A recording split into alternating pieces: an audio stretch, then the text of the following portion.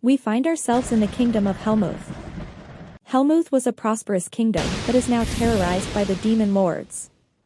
Vermouth and his 4 comrades seek to rid the world of their destruction. Their objective is to defeat all the demon lords, and they have already defeated 3. The 5 heroes broke into the palace. Vermouth, a skilled swordsman, kept a watchful eye on their surroundings, ready for any dangers that may come their way. As they neared the demon lord Liar, the goblin guards pounced, their weapons drawn. Vermouth instantly dodged their blows, his sword flashing through the air. The Great Vermouth.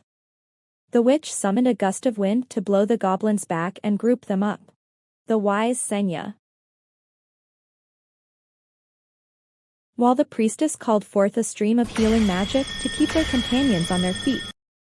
A large goblin attacked her. She attacked the goblins with brutal efficiency, her calm face betraying nothing. The faithful Anissa. The giant man, however, was not so fortunate. The goblins soon had him surrounded, but that was not in their favor. With one blow, tens of goblins were slain.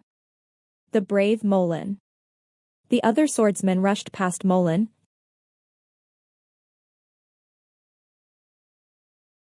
His scars reveal his reckless fighting style. Rushing to reach Vermouth, with quick, swift swings. All the goblins were on the floor.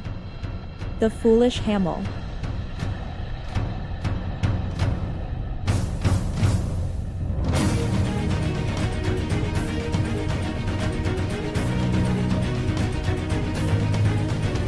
Hamel shouted out to Vermouth. A surprise attack was headed Vermouth's way. With no time for Vermouth to dodge the attack, he found that Hamel shielded him. Hamel was constantly running ahead of Vermouth. He kept this up even when they reached the crossroad leading to the Demon King's castle.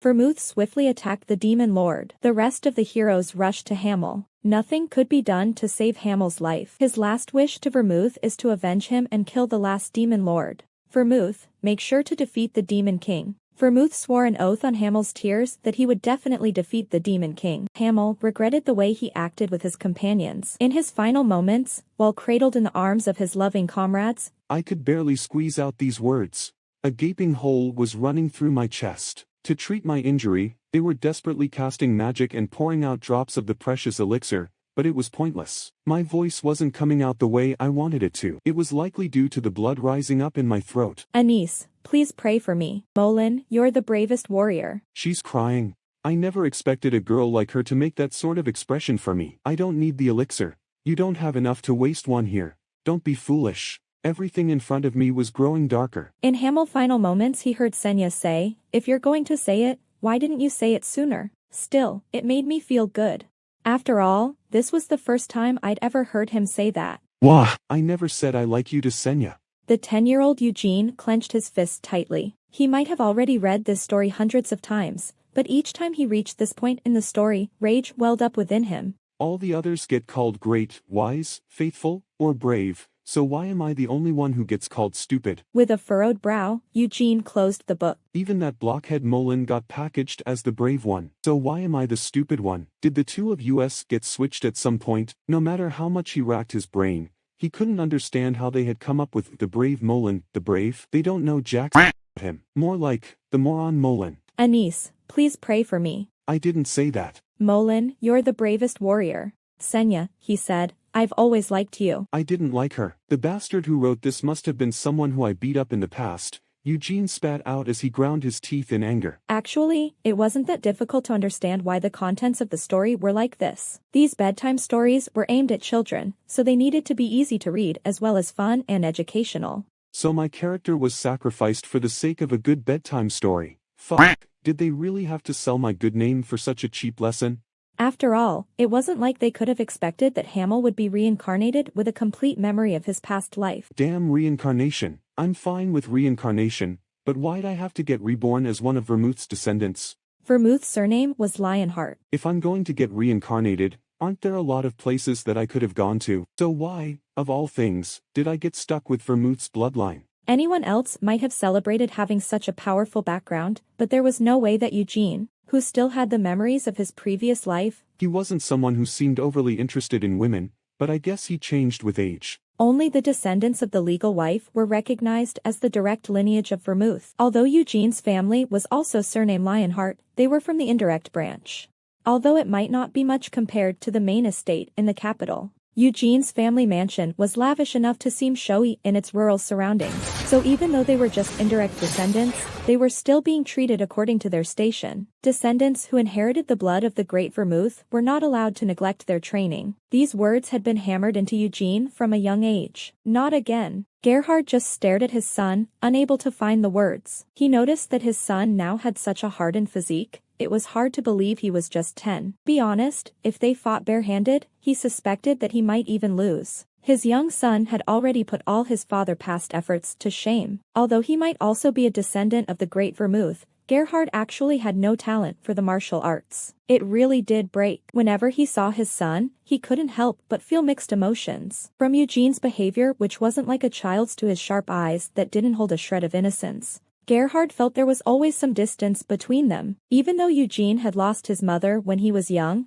Gerhard had never once seen his son cry out for his dead wife. And that wasn't all. His son's talent was great. So great that it was hard to believe that they shared the same blood. He's a monster. Although this wasn't an appropriate thought to have about his only son, Gerhard couldn't help but feel fear at times. I was just swinging it, and it broke. How long had it been since the dummy was last replaced? Around 3 days? The village blacksmith's skills are garbage. He should be summoned and given a beating, but father, you are just too merciful. Although these words were too harsh to come from a child's mouth, Gerhard didn't bother to point this out. Bloodline continuation ceremony was a Lionheart family tradition that took place once every 10 years. During the ceremony, all children from the ages of 10 to 15 who bore the name Lionheart, both direct and indirect descendants, were called to the main estate. The reason for this ceremony was simple. It was to decide who among them were best suited to carry the Lionheart name. After all, wasn't it an embarrassment to claim to be the descendants of the hero without first proving it? So until that day, the indirect descendants weren't allowed to wield a sharpened true weapon. What a stupid tradition. The children of the direct line residing in the capital estate were free to wield any weapon they wanted, regardless of their age. And they started learning how to use mana as soon as they could walk. Eugene is incredibly talented. His father feels guilty for not possessing talent. If only he was born to the direct line, it was an indisputable fact that, as a father, he was lacking in influence.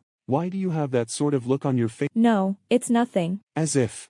You can clearly tell that he's blaming himself again for not being able to give me the best opportunities. Such a reality made Gerhard feel tormented. If only he had been born without talent like his father. Then Eugene wouldn't have to feel the gap between his innate talent and the challenges posed by reality. Eugene, whatever you do, don't try to compete with the children of the main house. No matter how excellent you are, you won't be an adversary for the children of the direct bloodline. There will be 3 children from the direct line and 6 from the branch who are the competitors. The direct line children will be the son from the first wife, and the other 2 will be the twins from the second wife. 2 of the branches have a relatively larger authority, the others are trash.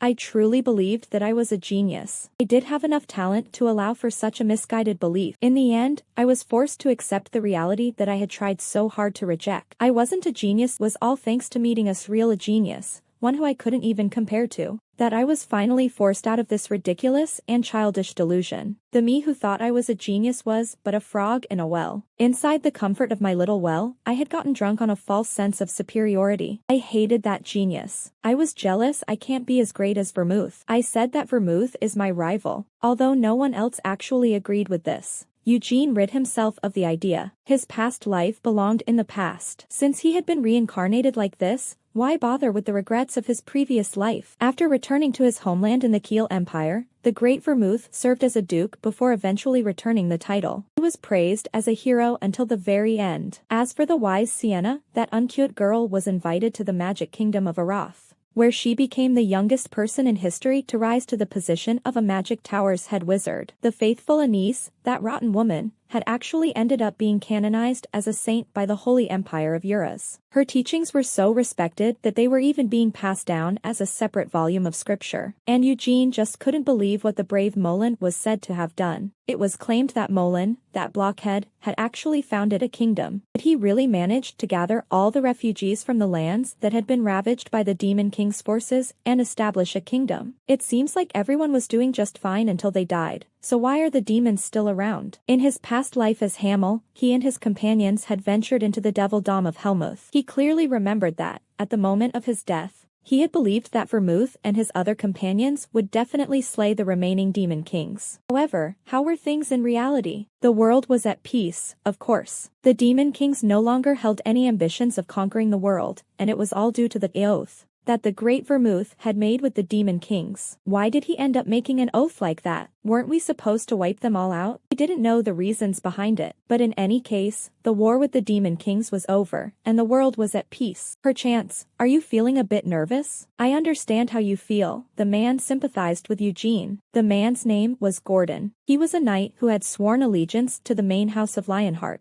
and he was currently serving as Eugene's escort. Master Eugene, would you mind if I give you a piece of advice? Sure. If you're already feeling nervous, then every day spent at the main estate will feel extremely tortuous. Thank you for your advice, Sir Gordon. Without dropping his smile, Eugene turned back to stare out the window, and now the carriage was leaving the city behind and entering a forest. From this point on, we have entered the Lionheart estate. The forest was surrounded by tall walls, but there's no need to be in a hurry to get your things ready. We still have a long way to go from here. I get it. You bastard. Must be nice to have such a large estate. It's not even your land, so why are you acting so smug? Whoa, so this whole forest is the private property of the main house? Yep. If it's this large, isn't it inconvenient getting around? There are warp gates installed everywhere. Then why am I currently riding in a carriage?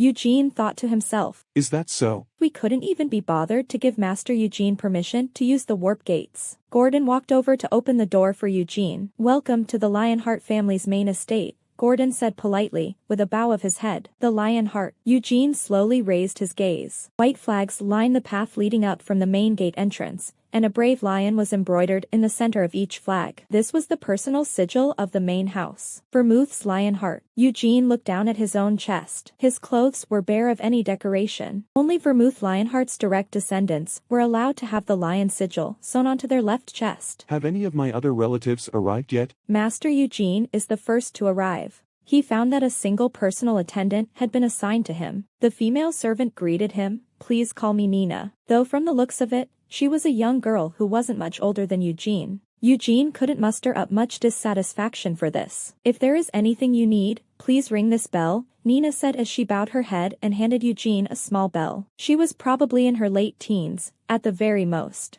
Why did they assign him a maid who was fresh out of her apprenticeship? Wasn't it obvious? If he were to take his frustrations out on her when the clumsy attendant made a mistake or caused disrespect, he'd be setting himself up to be punished instead. So you're saying that I'm going to be living with some other relatives? Yes.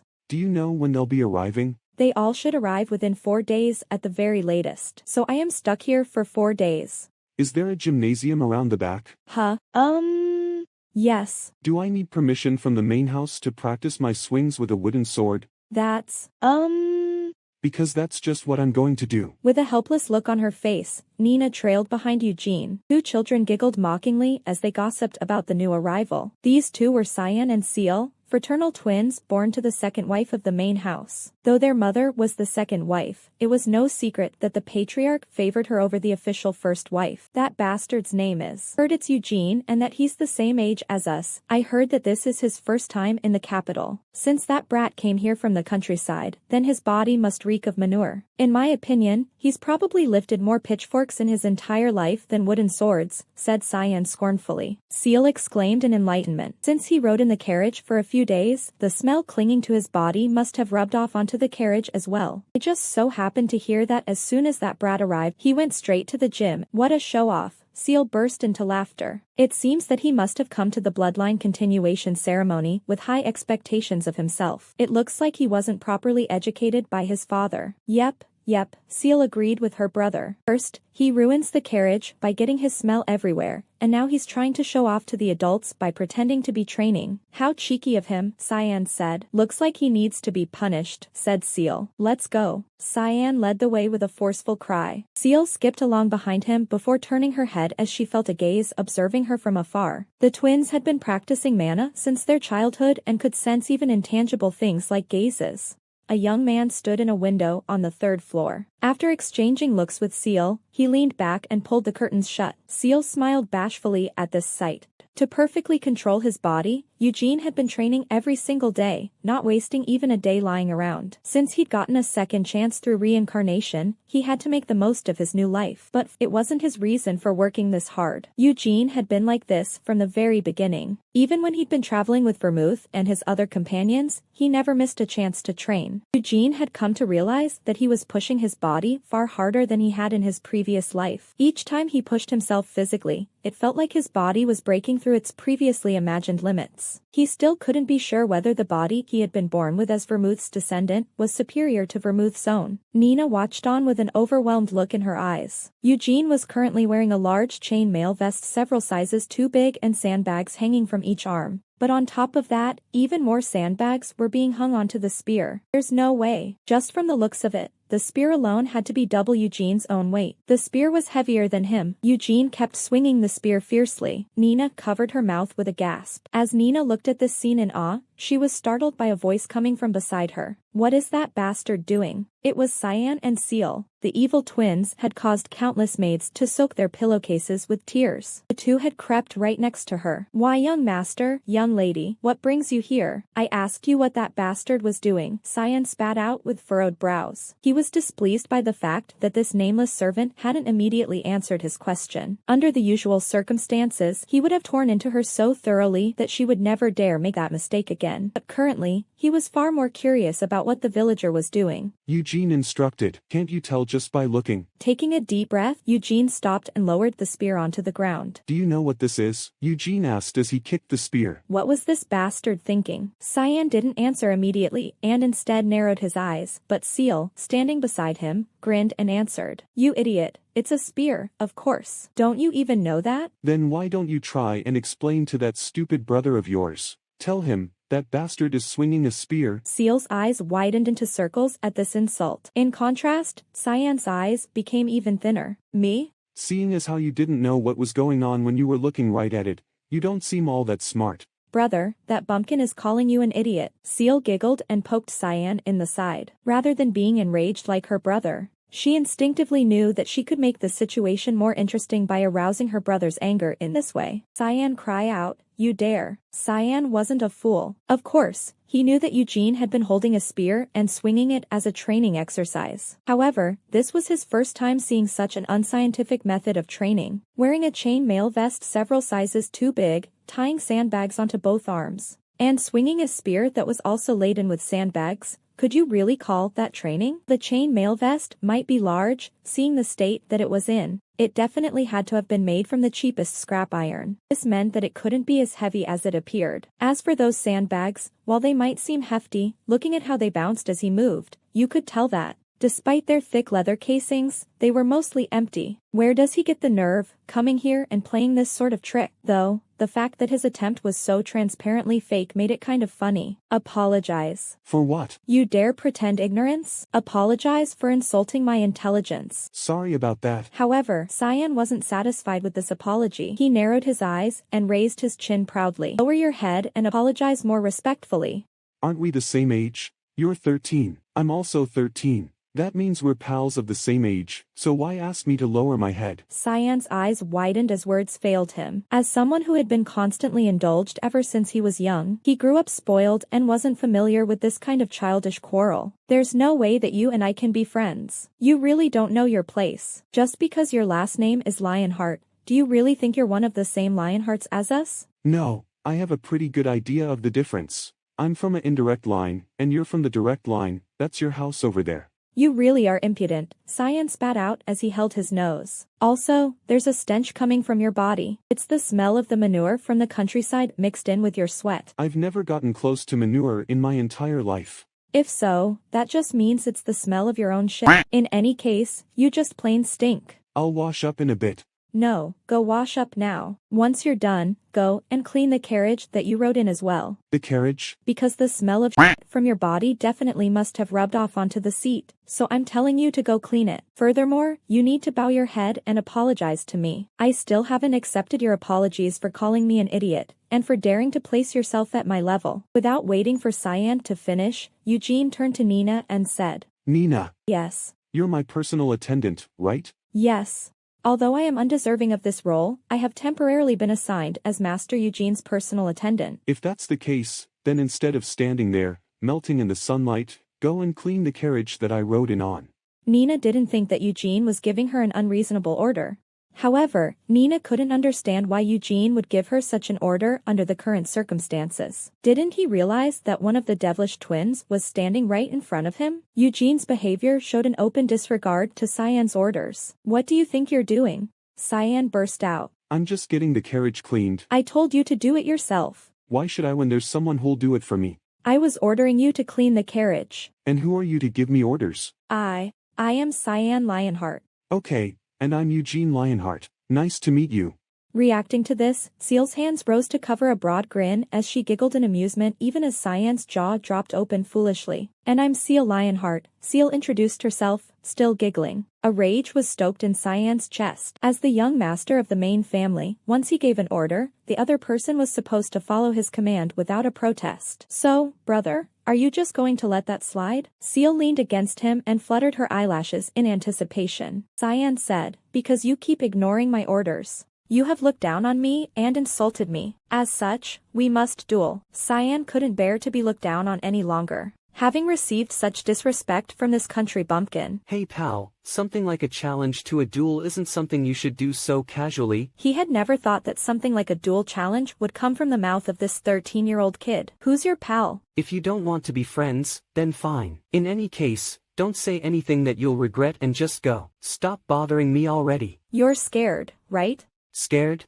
That's right. It's obvious that you're scared. If you're too afraid to duel me, then just quickly apologize. And what should I do if I'm not afraid, but I don't want to fight, and I don't want to apologize? Don't you even know what honor is? I do know that it isn't a word that you should utter so lightly. You're insulting me again? That son of a bitch. Who does he think he is to keep telling me what to do? Don't. A duel isn't something you recklessly jump into. If you're afraid, then just admit it. Don't try to run away from our duel by spouting all these denials. Haven't your parents taught you what honor means? This is really the last time I'll say this. Beg me for forgiveness, and then... Throw it. Eugene said as he untied the sandbags hanging off his body. You wanted to duel, so just throw it already. I said, throw it. A handkerchief, are you going to throw it or not? First, the sandbags on his left arm fell to the ground. Cyan's expression froze, and then stiffened as the impact sent a shockwave of dust rising into the air. Then the sandbags on his right arm also fell. Lastly, Eugene pulled off his chainmail vest and threw it behind him. The vest flew quite a ways before falling to the ground with a heavy racket.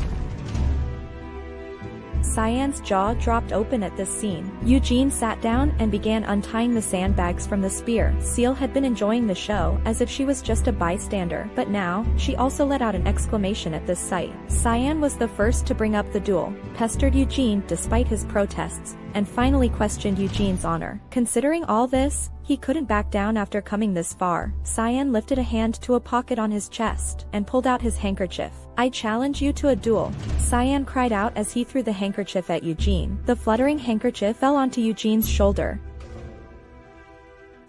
Cyan felt thrilled going into the first duel of his life. The moment he had thrown out his handkerchief, Cyan's heart had begun pounding with excitement. How should Cyan go about punishing him? In what manner should he teach this fool a lesson so that his younger sister could also admire his magnificence? I accept. Just as Eugene got to his feet, he thrust out his spear. The tip of the spear slammed into Cyan's stomach.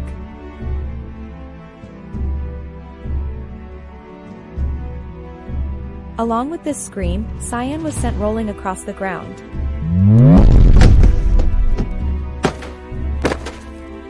I've won. Cyan sprayed vomit all over the place. The dumbstruck seal let out a scream and ran over to Cyan. Even as tears and snot were pouring down his face, Cyan couldn't stop retching. Seal had approached him out of concern, but couldn't get any closer to her brother upon seeing his disgusting appearance. So instead, she turned and raised her head to glare at Eugene. "Coward," Seal accused Eugene. Who's a coward? From the moment that the handkerchief was thrown, the duel had already started. Since the duel had already started, there's nothing cowardly about what I did. And didn't your foolish brother end up like this because he just stood around trying to look cool after he threw the handkerchief?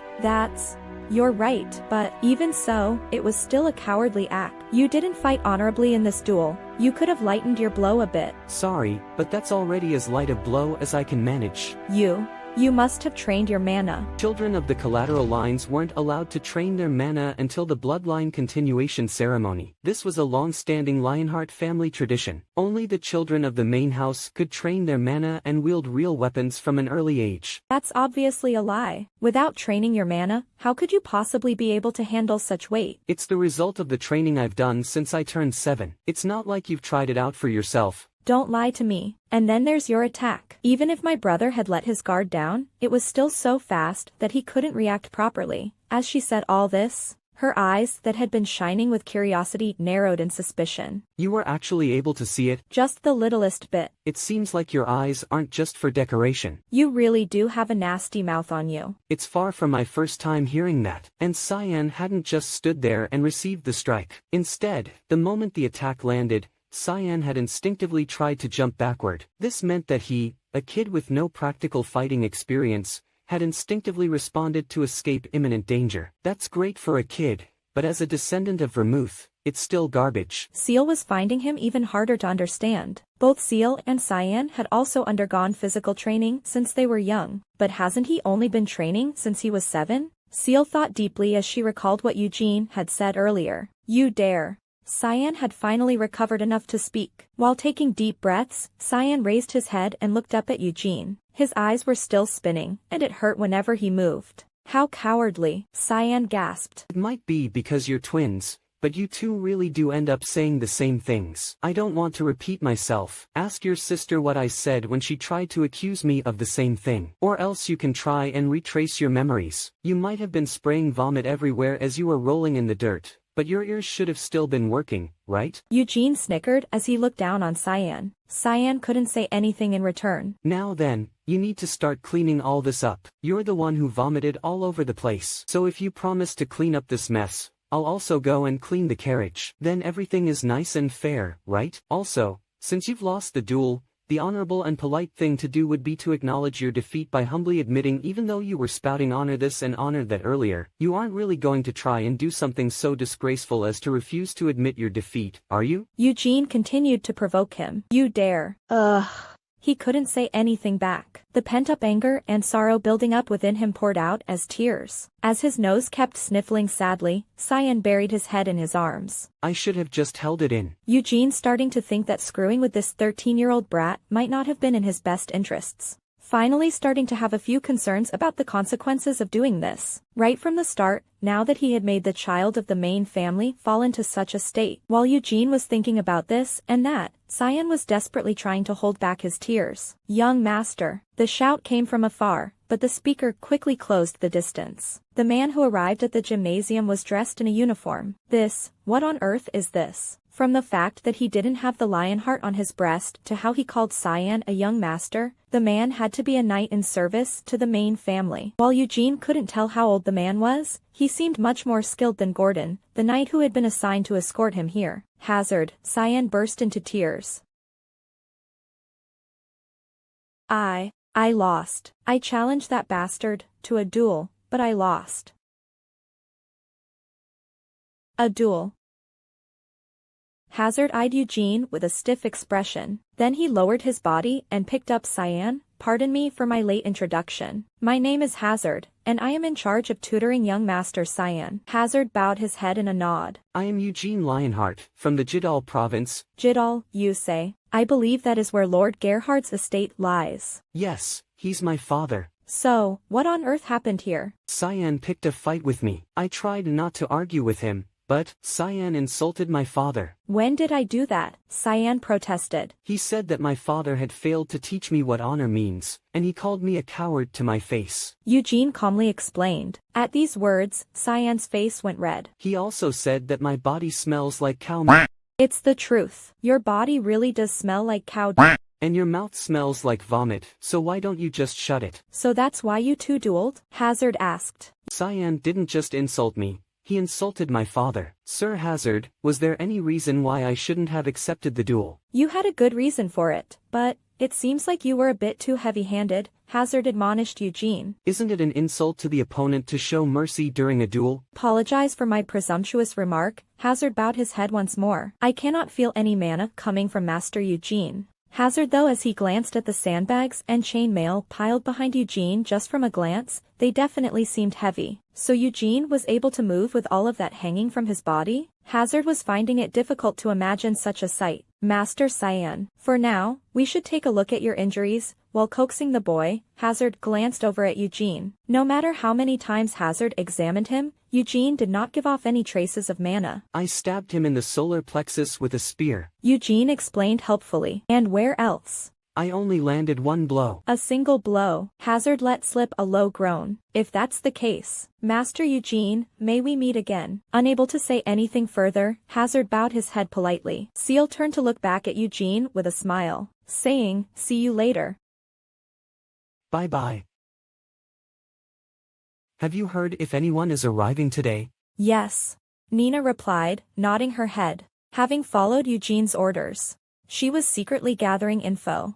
Masters Deacon, Hansen, and Juris are expected to arrive afternoon, also. Masters Gargis and Desra will be arriving by Warp Gate after them around dinner time. The last two were receiving a marked difference in treatment.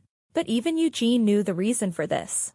Those two were the scions of high-ranking families among the collateral lines. It looked like everyone would be gathering earlier than he'd expected. I'll be at the gymnasium if you need me. Ever since Eugene had first heard about the bloodline continuation ceremony, he had thought that it was an odd tradition. As such, he had vowed to personally turn the tables on the main family during the bloodline continuation ceremony. Vermouth, don't feel sorry for them once I'm done messing with your descendants. After all, it wasn't like I asked to be reincarnated as your descendant.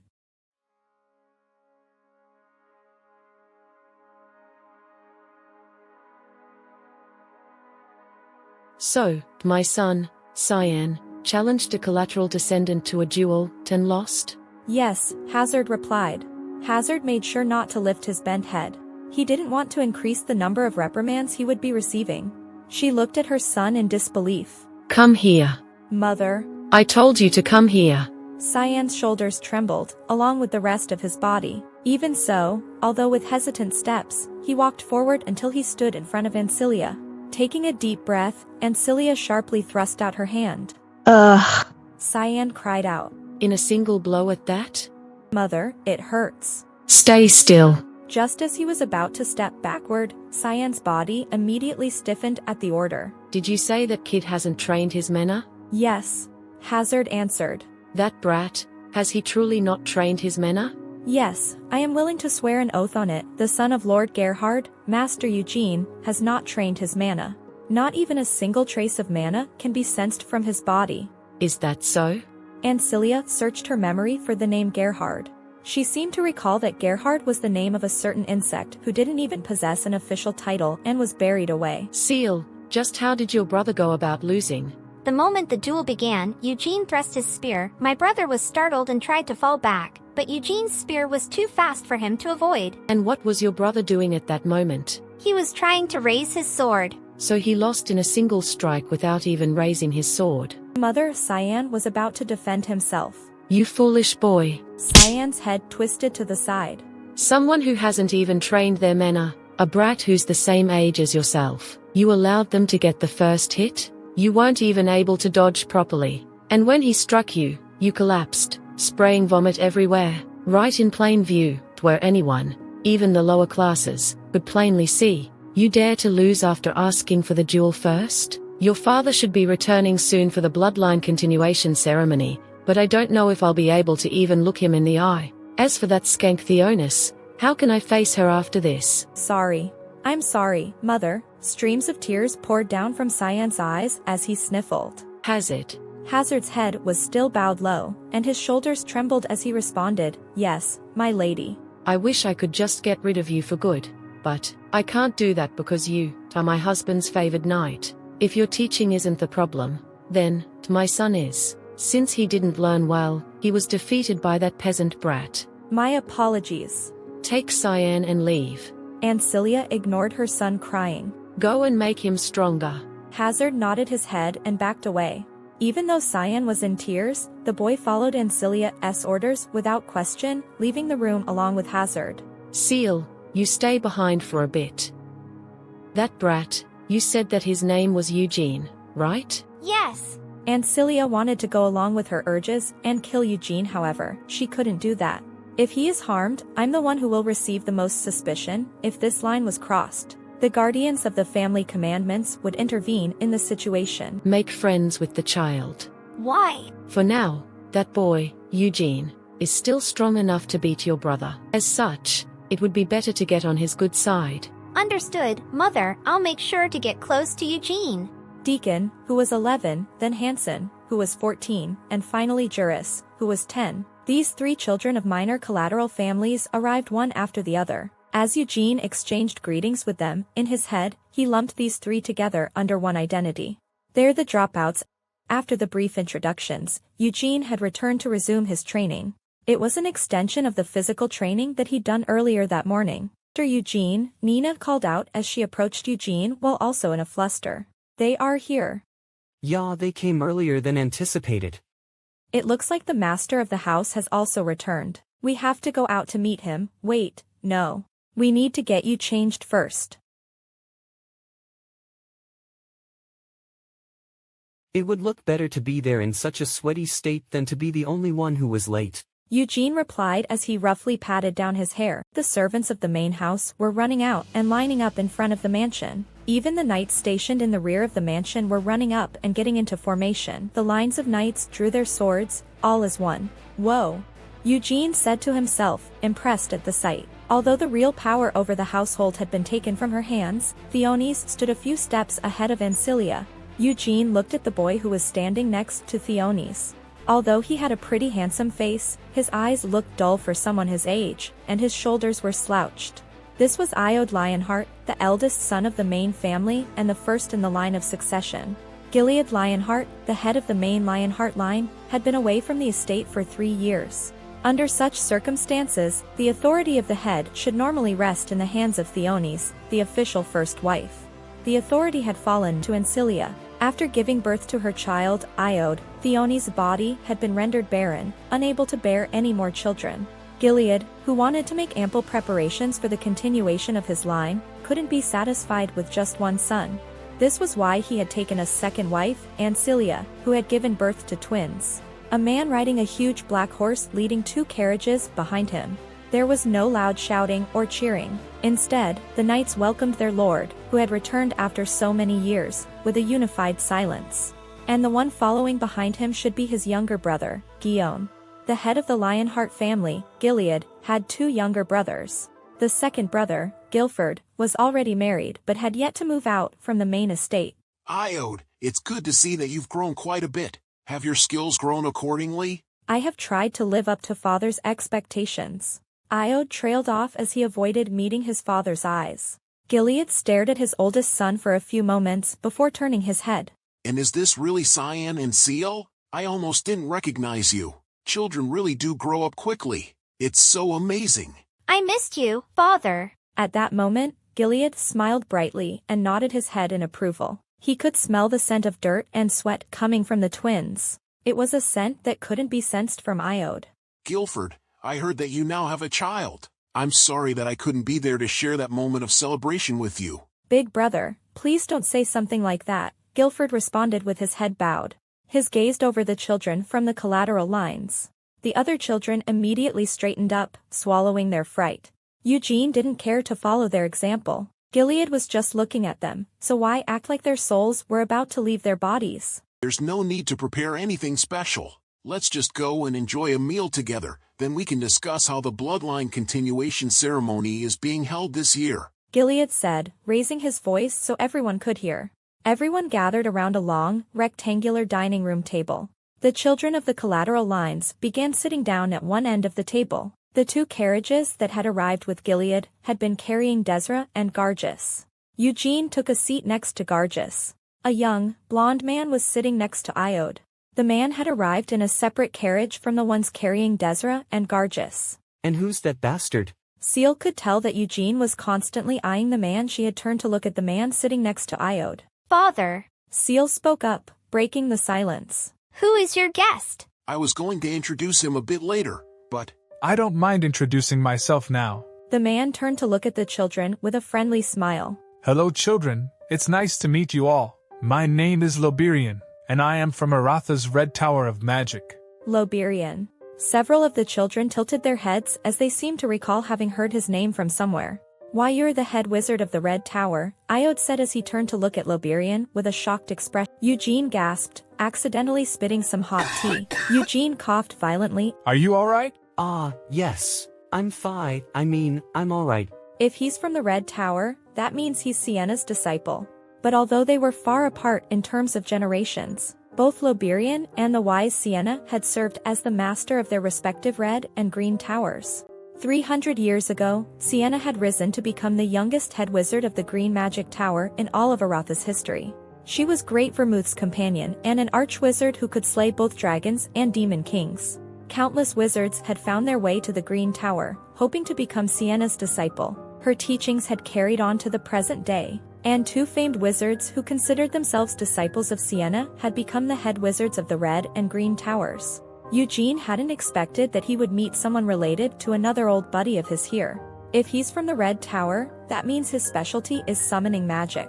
Summoning magic was also one of Sienna's specialties. You said that your name is Eugene, right? I heard quite the story from Theonis. My son, he insulted both you and your father. At these words, Cyan started violently chewing on his bottom lip. Yes, but there are no hard feelings left. I was able to vent all of my feelings towards him during our duel. And you won the duel. Even if I had been defeated, I wouldn't have held a grudge. That would just mean I was too weak to protect my honor, and as such, I would be obliged to endure the insult. You're much more mature than my son. Cyan, I am not ashamed of your defeat. However, I am ashamed of you for avoiding meeting your father's gaze because of your shame in your defeat. Yes. I heard that the duel started because you insulted him, but even though you lost the duel, you did not apologize to Eugene. That's... Cyan, you bear the surname Lionheart. That means you are descended from the Great Vermouth. To live up to the blood that you both share, you have to be able to respect the honor of others as well as your own. I'm sorry, Cyan admitted, his nose sniffling as tears shone in his eyes. Even though Eugene realized this truth right away, he didn't point this out as he had never expected something like a sincere apology from Cyan in the first place. I'm sorry to say this, but Eugene, I'm not familiar with your father. That's only natural. Even I admit that my family is from deep in the countryside. Did you learn your skills from your father? He taught me the basics, but the rest I learned through training by myself. What kind of training did you do? I just trained with wooden swords and spears. That means you must not have had anyone who could teach you. Although we have a few knights at our estate as well, none of them were really good enough to qualify as my instructor. He trained himself without a teacher. He got into a duel with Cyan and won. As these thoughts flashed through their minds, Gargis and Desra glanced at Eugene with astonished eyes. It seems that this year's bloodline continuation ceremony will be fun. The food started arriving from the kitchen. I don't know if these dishes will suit your tastes, but please enjoy the meal. As you may have already guessed, the reason we have arranged to hold dinner like this is to explain the contents of this year's bloodline continuation ceremony. In this year's bloodline continuation ceremony, apart from the traditional goals, I also wanted to give all the participating family members a good opportunity to show what they can do. Although it might sound ridiculous coming from me, I believe bloodline continuation ceremony is a tradition that favors the direct descendants. Collateral descendants are not allowed to wield real weapons or even train with their mana. In this year's ceremony, 3 of my own children will be participating. Gilead's 3 children all looked surprised at this admittance. However, it is impossible to get rid of a long-standing tradition all at once. The bloodline continuation ceremony's main purpose has always been to confirm that those who inherit the name of Lionheart possess the same heroic qualities as the one they claim descent from, the Great Vermouth. Therefore, the concentration of the bloodline holds no importance. Vermouth, your descendant seems like a better man than you were, Eugene thought. I've decided to get some outside help for this year's ceremony.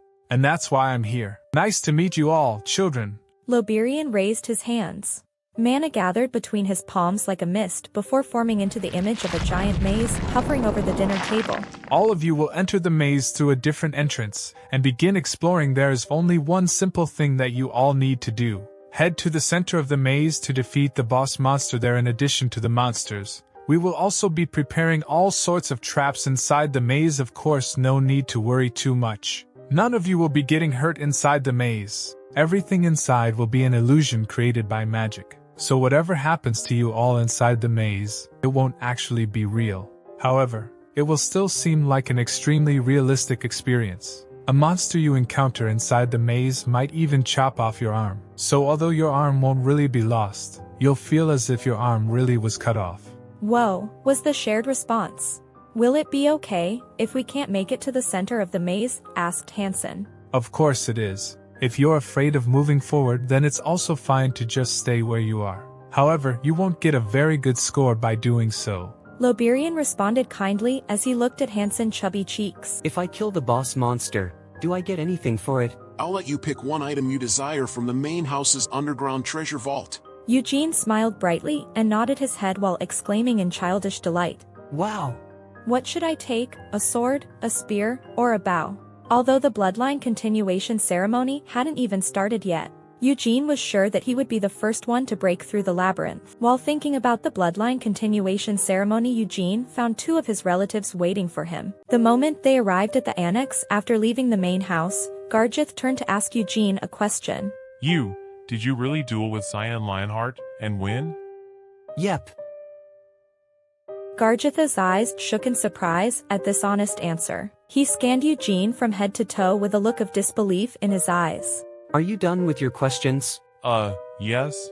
Then I can go, right? Eugene didn't wait for a reply. As he passed by the two, they turned to watch him leave with confused expressions. They were left wondering where he was going, and they saw him head for the nearby gymnasium instead of entering the annex. And since the night air was so refreshing, Eugene planned to swing his sword a few times. It was predicted that Garjith and Desra would only be competing against the children from the direct line.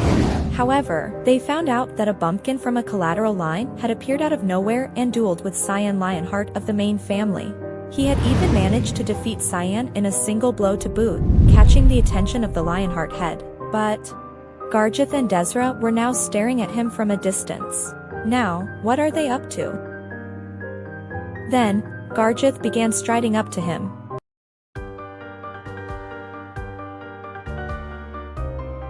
Eugene observed him wordlessly. Without any hesitation, Garjith pulled off his top and tossed it aside. Garjith proceeded to take a big gulp of air and flexed his chest, showing off his broad muscles and the twitching abs below. His body showed an unbelievable level of muscle development for a 14-year-old. Not only that, his entire body was also covered in small scars. Without saying a word, Eugene continued to stare at Garjith. What the frick? Is he an idiot? While putting on an air of arrogance, Garjith pounded his chest muscles and asked, Want a touch? No, thanks, I am good. Eugene had just been wondering to himself, what is that bastard up to? But as he stared at Garjith, Eugene realized that Garjith seemed to have fallen into some kind of stupid delusion that they were competing with their muscles. With a disappointed expression, Garjith said, We made this drug with the help of a famous alchemist from Vermouth. If someone hasn't accumulated any mana in their body, the drug promotes their muscle growth when taken alongside training. Any interest in trying it? None. There is a limit to the amount of muscle that can be developed with basic training. Ours doesn't come with any side effects. Oh. Just look at me. As if there are no side effects. Where do you get off with your lies? Desra shouted. About that drug. Once you take it, you start growing facial hair even on a woman as well. Desra glared at Eugene. I heard that you used a spear during your duel with Cyan. Why are you using a wooden sword now? I can use both a spear and a sword. That's ridiculous. You can use both interchangeably? And through self-study at that? Take this, she said, thrusting one of the spears into his hands. I am a spear specialist. Just swinging your sword isn't any fun. So why don't you spar with me? You should use a spear as well since I'll be using a spear. Fine. Eugene preferred Desra over Gargith, who kept saying this and that about his muscles. Moreover, he was curious about the skills of these children, who were considered elites among the collateral lines. The two children were soon standing across from each other, holding their spears at the ready. Gargith stood in the center, still topless. What are you doing? I thought I'd serve as the judge. What kind of spar needs a judge? Spars should also be fair. This bastard. His actions keep reminding me of a certain fool. If his last name wasn't Lionheart, Eugene would have seriously suspected that Gargith was descended from Mullen instead of Vermouth. You may begin as soon as I call start. Gargith announced. Just hurry it up already, idiot. As commanded, Gargith dropped his raised arms with a quick leap backward. Start!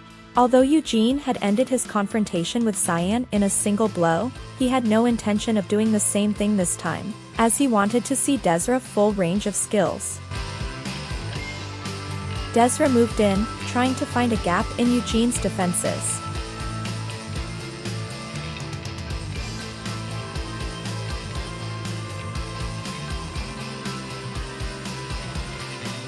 Eugene held his spear in both hands and refused to move from the spot. However, the spearhead alone showed slight signs of motion as it traced Desra movements. Ugh. Desra's eyes twitched in frustration. Although she was pretty confident in her spearmanship, there are no gaps. She couldn't see any cracks in Eugene's defenses. Eugene mocked her and as such, Desra boldly stepped forward. The distance between the two was shortened in an instant. A slight movement from Eugene's spearhead sent Desra's spear flying to the side. At that moment, Desra rotated her body along with the movement of the spear. The tip of her spear thus swung around in a circle and once again sped towards Eugene. However, the result was the same as before. As her second attack was blown away, Desra's eyes wavered. Ha! Desra wailed on Eugene with a barrage of swift attacks. She tensed her arms as she thrust with her spear, thrust forward, withdraw, and thrust forward once more. She knows how to incorporate rotation, and she even knows how to make use of recoil and momentum, Eugene observed. If you considered that she couldn't use mana, it was a pretty impressive performance. She still wasn't a worthy opponent for Eugene's. Desra purposefully lowered her grip on the length of her spear to extend the spear's attack range for a single blow. The attack slashed down on Eugene, twisting his body to the side. With a smile, Eugene mocked her again. Are you making fun of me? Frustrated from this, Desra charged at Eugene.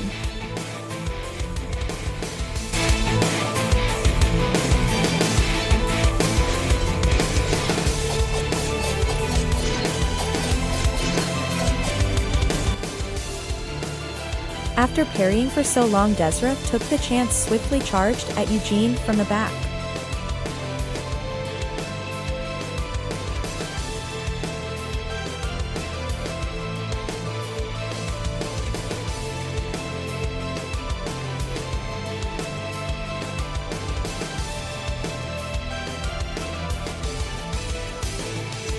The moment her spear had gotten close to the ground, Eugene stepped on top of it.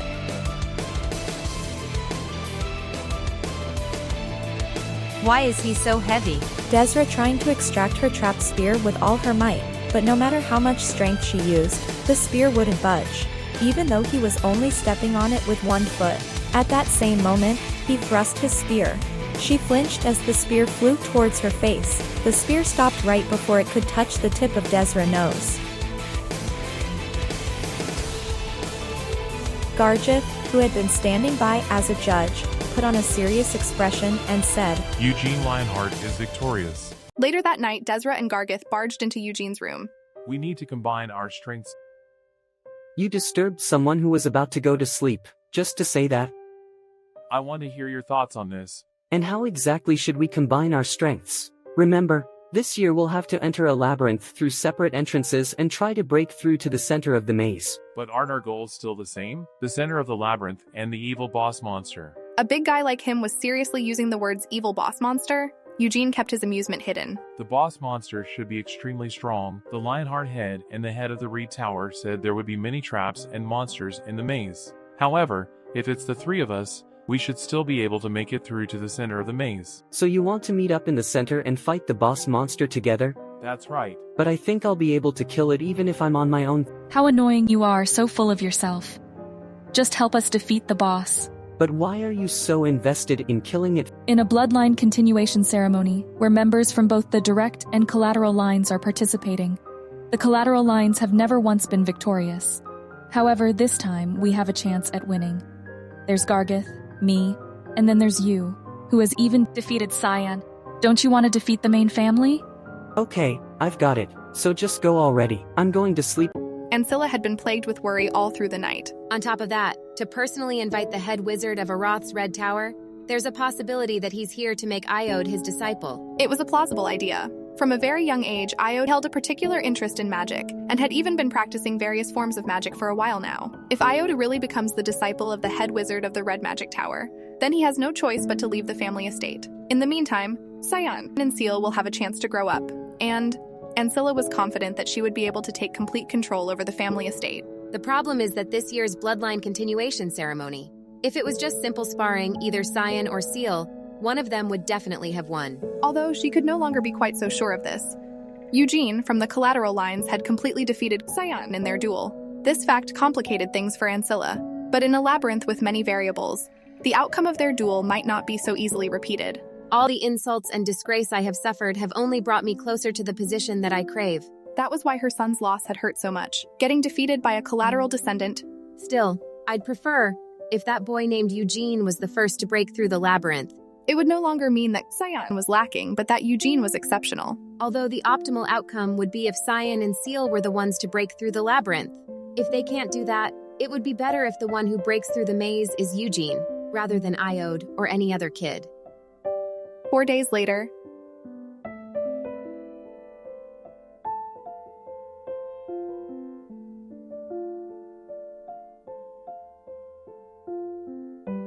we will first learn how to create a weapon from magic. I'll be casting the magic, so everyone needs to clearly picture in their head what type of weapon that they want, and then touch the light. Let's try to mold the light into your weapon of choice.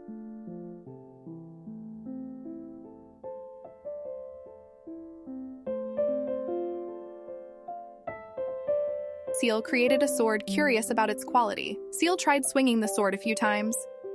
What should I do if it breaks? Ha, little lady, you don't need to worry about that. This man in front of you is an amazing wizard. Not only was that labyrinth over there summoned by my magic, but the sword that you are holding will never break while you're inside of the labyrinth. Apart from swords, can you make animals as well? I can make dolls, and golems are also within my purview, but I can't make anything that's truly living. Why can't you create anything living? That's because it's a taboo of magic. A taboo?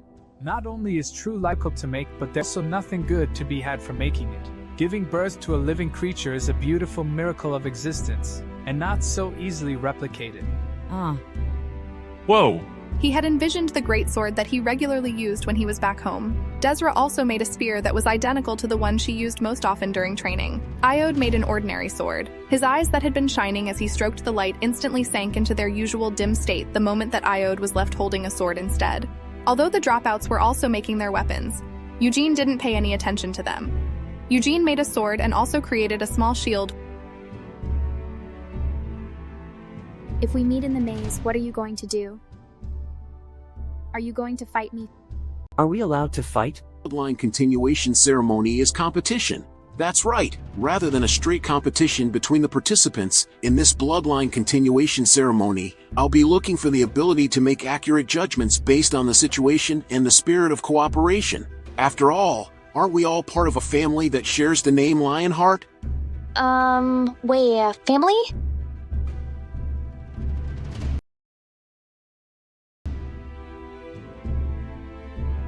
Yeah, that smile is so creepy. Why is she looking to me like that? Before you enter, each of you should take one of these. Lobarian then took out some necklaces with blue jewels hanging from them. These necklaces will be connected to your mind. If the labyrinth ends up causing you too much stress, the necklace will react, and I'll know to intervene. So it was a safety device in case of emergencies. Also, if you truly feel like you won't be able to make it to the center of the labyrinth, say "help me" while tapping on the necklace's jewel. Then you'll be able to escape the labyrinth without any problems. Hansen and the other dropouts nodded their heads in relief at these words.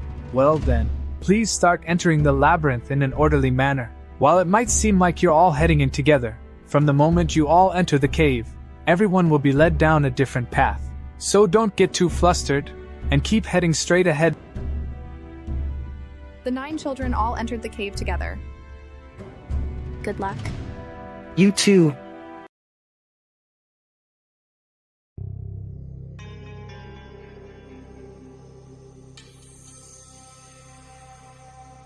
Labyrinth explorations. He had gone through so many in his past life that he had become almost bored with them. So the ceiling is closed in. Good thing I made this sword and small shield. Eugene analyzed this labyrinth. This is a labyrinth made for children to be able to conquer it. The labyrinth isn't even designed with any intent to kill. Since that's the case, it should be blatantly simple to get through. Let's go.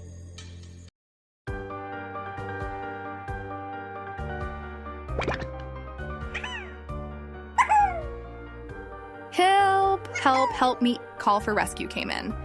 It was from the 11-year-old deacon. He was beaten by the slimes. Though less than an hour had passed, the 9 had shrunk down to 6. It might seem pathetic, but these results were as predicted. No one had expected to see anything special from those 3 dropouts. Go back to the annex and rest.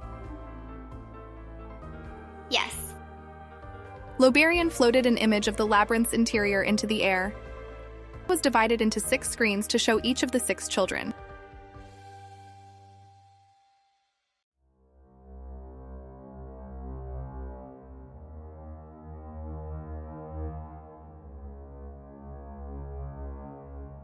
Gargeth had chosen to force his way through them.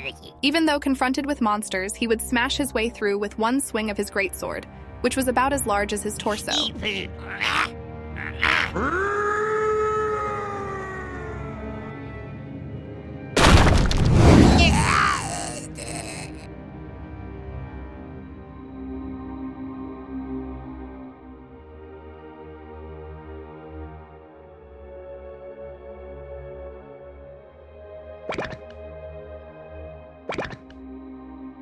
Desra is agile, and she also has a good intuition. She had even managed to dodge several traps. She didn't try to always fight the monsters either.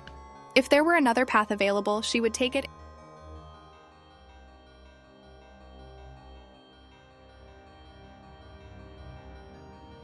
Cyan is being overly cautious, but that's not so bad. Ancilla had obtained the notes of famous adventurers and the blueprints of several labyrinths, and had used them to train the twins. Through this, the twins learned the basic information and strategies for conquering labyrinths. As long as they used their judgment, it was possible to escape a trap during the moment that it activated.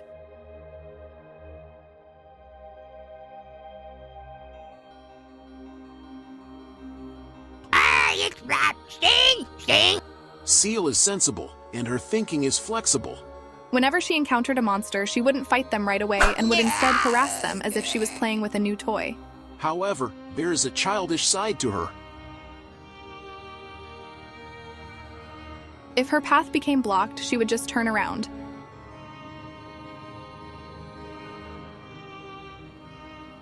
Iode wasn't focusing on breaking through the labyrinth.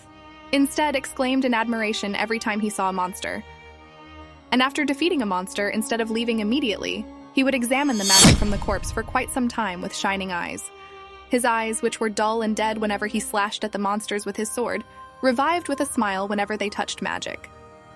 He seems to be very interested in the magic. Has wanted to learn magic ever since he was young. I even invited a magic teacher from the capital, just so that he could learn properly, but halfway through, he refused to learn any more magic. Do you know his reasons for that? Reality forced him to give it up, for the sake of his mother, he decided that he needed to become the next Lionheart head. And because magic provides no advantage in the competition for succession, he had to turn away from it. Well, that's understandable. Although magic offers countless possibilities, it is still a long and difficult road to get to that point. Truthfully, I would be happy if Io chose to walk the path of wizardry. However, if he receives an offer to become the disciple of the head wizard of the Red Tower, he won't possibly be able to refuse, because Io still has a great passion for magic burning in his heart. I can't give you the answer you want right away. Since I have a good relationship with you, I can take him with me. But if he doesn't show me that he has the qualifications for it, I won't be making him my disciple. That's not a problem. It also wasn't my intention to force you to take him in. However, I want to let that child have a chance to follow his dreams. Plus, he respects the wise Sienna more than his own ancestor, the great Vermouth. Master Sienna is someone who deserves the respect of all wizards after all. When listening to the adventures of the hero Vermouth, I like Sienna's stories better than those about Vermouth. Whenever the party was in trouble, it was Sienna's magic that could come up with the most surprising solutions for their troubles. That fairy tale was also read to me when I was young, but to tell you the truth, my favorite person from the story wasn't Vermouth nor Sienna. Then who was it? I actually preferred. What's wrong? Look at him.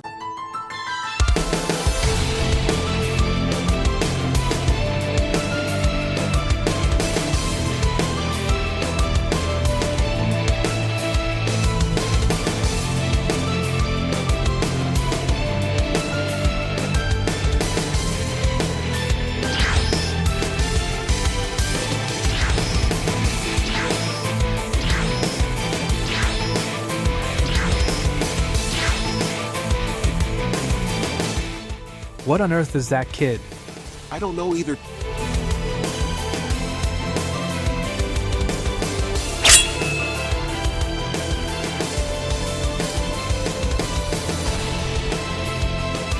For there to be trolls of all things, weren't they too much of an opponent for children in their teens? After he had painstakingly finished dismantling the troll, Eugene walked past its corpse with a satisfied expression on his face. It's amazing. Very amazing. He shouldn't have faced a troll before, a 13-year-old child at that. Rather than stiffening in fear, he cleanly and confidently neutralized the troll as a threat. Loberian, whose jaw had dropped open in blank surprise. Wow, that was brutal. I don't think there was a need to go that far. Gilead couldn't find any flaws in Eugene's swordsmanship. If he had to point something out, it would be that Eugene's performance was closer to slaughtering and butchering an animal than it was to pure swordsmanship. Loberian knew exactly what such a child should be called. A genius.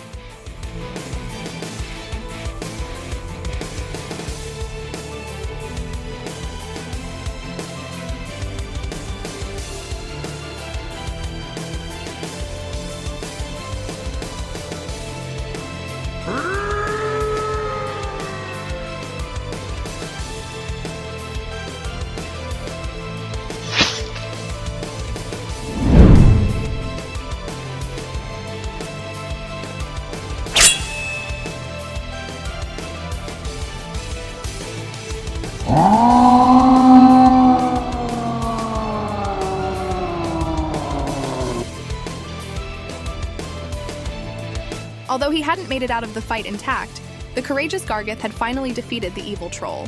Gargith pulled out another yell.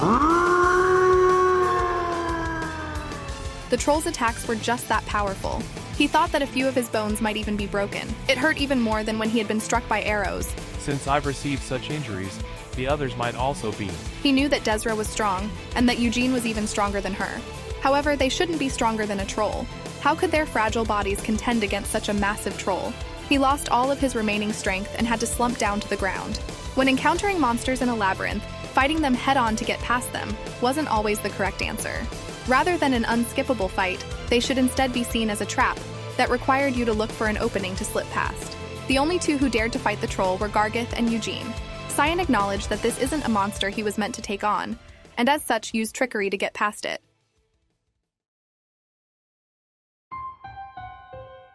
Brother. Since we ran to each other, it would mean we are closer to the center of the labyrinth by now. Don't fall behind and follow me closely. This is a labyrinth created by the head wizard of the Red Tower, after all. Okay, Cyan had decided that it was an opportunity to put on a superior act in front of his younger sister. Since he had just been humiliated a few days ago, right in front of her eyes, he thought that now was the time to restore his tarnished image. Brother, since this labyrinth is an illusion, we don't know what might happen. Something strange might fall down from the ceiling. Something like a ghost? Are you afraid of ghosts? I'm not afraid of anything. I will strike down anything in my path.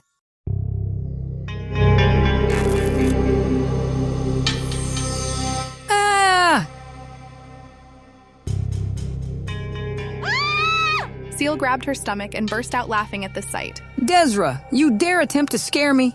I'm the one who was scared. What's with your face and all that blood? You were planning on ambushing us after you surprised us, right? This is because I got hurt. Don't lie to me. He had actually hit upon the truth, but Desra hadn't even gotten a chance to attempt her plan before it was already ruined. Desra groaned in frustration and turned around. Then she started running away at full speed. Brother, she's running away. She dares. Seal, let's go after her. Cyan was genuinely angry. He had been made to scream in an unsightly manner in front of his younger sister. That was why he definitely couldn't forgive her. Where's that idiot Gargith gone to? Desra accidentally stepped on the trigger of a trap. The floor ahead completely collapsed downwards. With a scream of surprise, Desra leaped off the ground. Desra just barely managed to jump over the hole and landed on the other side. The other side of the trap was really far away. Cyan dithered for a moment out of hesitation. Should he go back and find another path instead? Just as he was about to turn back, he saw the look of expectation in his sister's eyes. He could no longer show her such an embarrassing side of himself. He was saving his mana for the boss fight. The mana flowing through his body easily allowed him to leap over that great distance. Seal, you should jump too.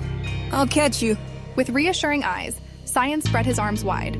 However, Seal simply leaped over the trap and landed beside him on the other side without needing Cyan's help at all.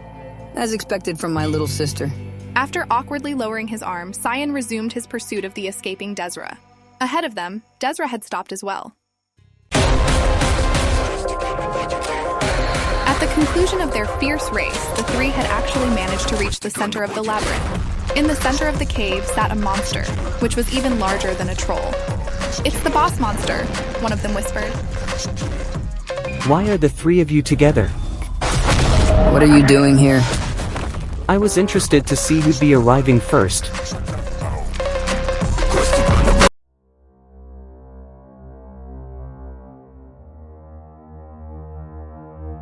You were waiting to see who was arriving first? Weren't you the first to arrive? That's right, I did arrive here first. I'm assuming that you decided to accept Gargith and my offer to defeat the boss monster together. Is that correct? No, that's not the case. I just thought that I should give chance to all of you. The thing is, I'll probably win. But if I just went and nabbed him first, I'd feel sorry for you lot who worked so hard to get here. What the hell do you think you're saying? He was insulting all of them by saying this. It seems the monster won't attack you unless you approach it. To be fair, let's go in order of arrival. Desra was the first to arrive. You want me to fight it alone? It looks like you are badly injured. If you don't think you can win, feel free to give up. I'm not going to give up. Why hasn't Gargith arrived yet? The original plan was to join forces with Gargith to fight the boss monster. However, Gargith seemed to have gotten stuck somewhere, as he showed no signs of arriving anytime soon. Why aren't you fighting? I'm only going to fight after you all have had your chances. Do you really think that you'll get a turn? Yeah, I think I will. Don't bullshit me. Do you really believe that I won't be able to defeat a single cow-headed bastard? If you do defeat it, I'll acknowledge you as my big brother for the rest of my life. At these words, Cyan hesitated for a moment. He imagined being able to hear this cheeky bastard call him older brother for the rest of his life. The childish Cyan found this proposal extremely attractive. Don't go back on your words later. If it's a minotaur. He had read many stories about minotaurs in the books he had been perusing at random for the past few days. It was a monster without any particular weaknesses, but it also didn't have any specific strengths. It didn't have the strong regenerative capabilities of a troll, nor did it have the unspeakable strength and fury of an ogre. The Minotaur, as seen through Cyan's eyes, was a monster that could be beaten without much difficulty. However, Desra got a completely different feeling from it. Calming her shaking heart, she hesitantly made her way out into the central cave. Both her spear and the hands holding it were shaking. Impossible to imagine how she might be able to achieve victory. That said, she couldn't just turn back after having come this far. Hiya! Desra shouted a battle cry. Then she tightened her grip on her spear and charged at the Minotaur.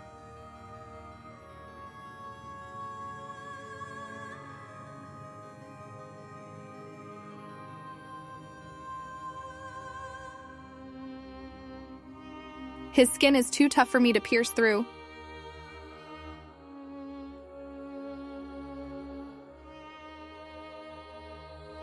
The Minotaur caught Desra. Her intuition was honestly telling her that she was about to die.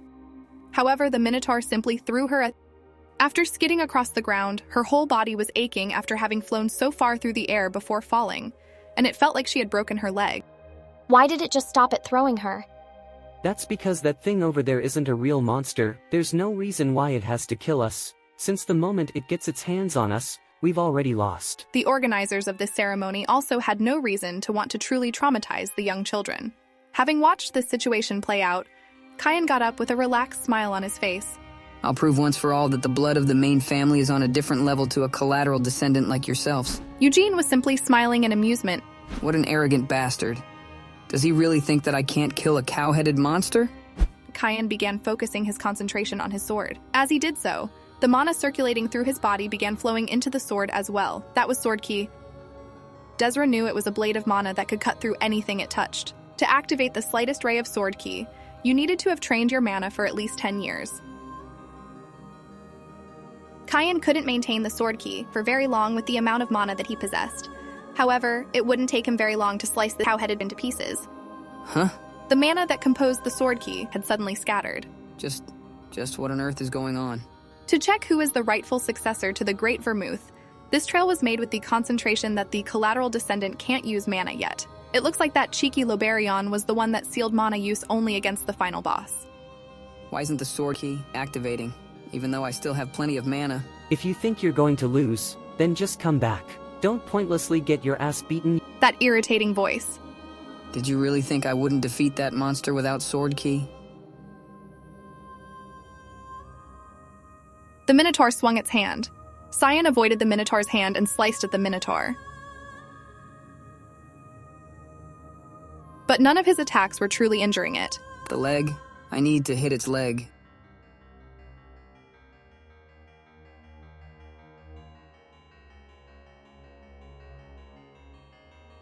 What followed next was also identical to Desra's experience. The Minotaur's large hand wrapped around Xian and threw him towards the entrance. Fortunately, Xian was able to control his fall to minimize the damage.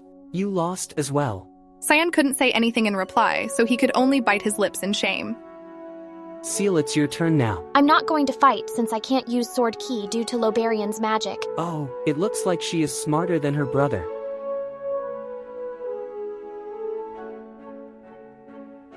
Can you win? I am not sure it would be possible for me to lose. Eugene had yet to train his mana, so the magic negation spell didn't change anything. How shall I go about defeating it?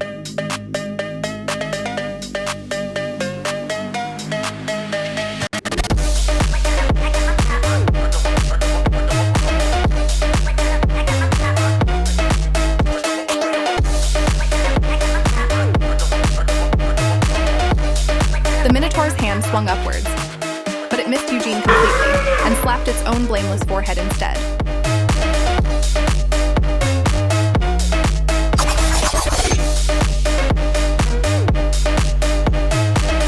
He is just focusing all his attacks on the carotid artery. Blood began spurting out violently. Eugene blocked the spray of blood with the shield on his left arm. Eugene lightly leaped off it and landed on the ground. Although he had tried to block it with the shield, so much blood had sprayed out that both his hair and face had gotten drenched in it. Eugene roughly wiped off most of the blood. You saw that, right? I killed it.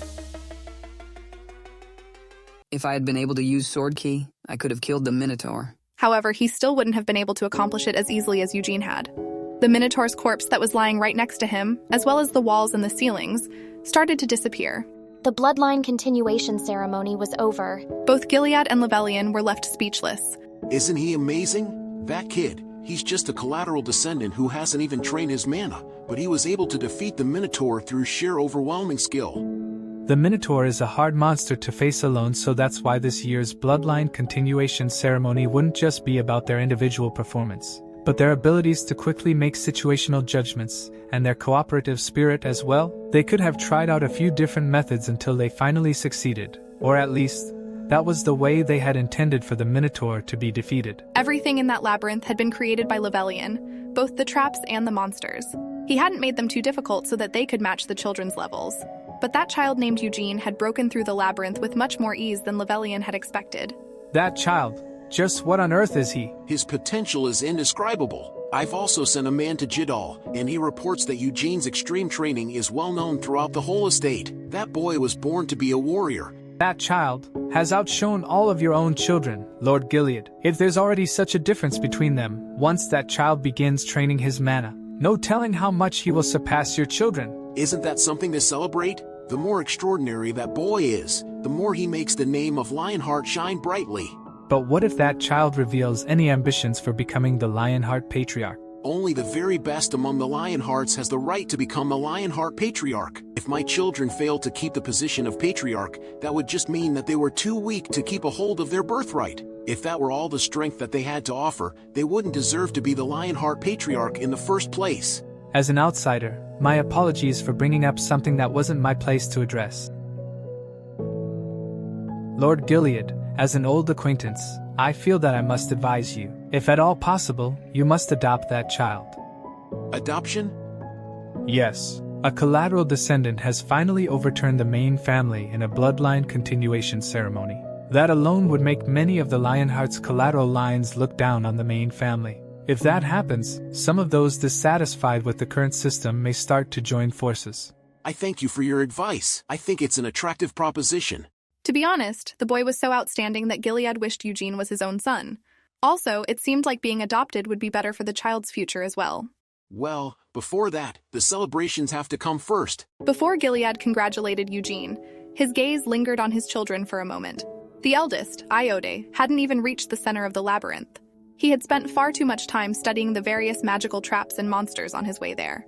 He knew that his eldest son had had an overwhelming amount of interest in magic ever since he was young.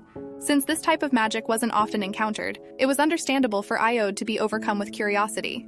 However, for him to prioritize his own curiosity over displaying his talents during this vital bloodline continuation ceremony, Gilead couldn't help but feel disappointed, both as a patriarch and a father. On the other hand, Seal and Cyan's performances left him feeling quite satisfied.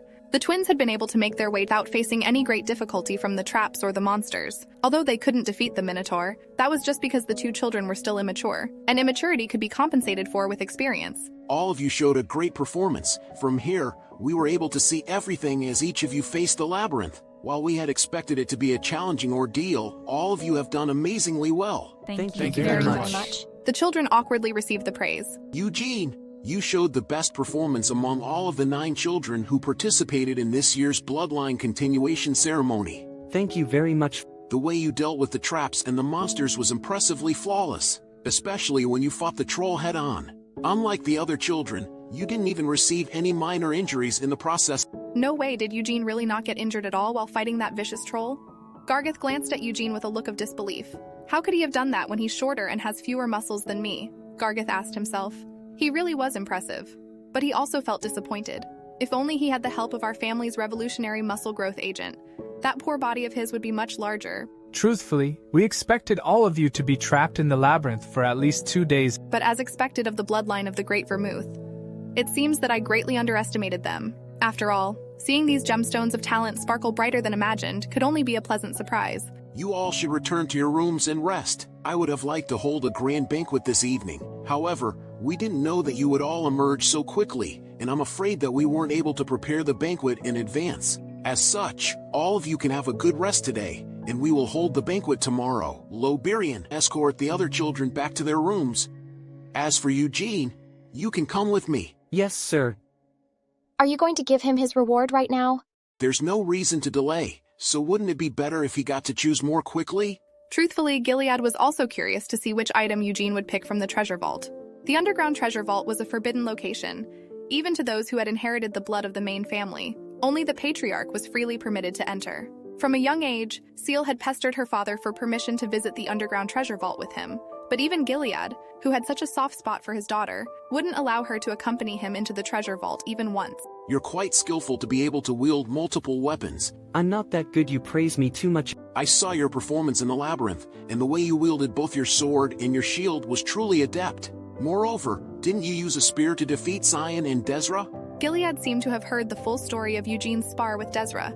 This wasn't surprising, as their spar had taken place in the open, where any of the Annex's servants could have spectated it. Although currently, the weapon associated with our Lionheart family is the sword, it was a different story for our ancestor. There was a reason for the great Vermouth to be called the god of war and the master of all. Of course, just because Vermouth was called by these titles, that doesn't mean he was the only one capable of using various weapons. His companion Hamel was also a master warrior, second only to Vermouth. Ahem, but in the fairy tale I've read, he keeps getting called Stupid Hamel. Well, that can't be helped. I've also read that fairy tale when I was young, but I've realized that it wouldn't be a very interesting tale without Hamel constantly getting into trouble. To tell you the truth, I like Hamel over Vermouth. May I ask why?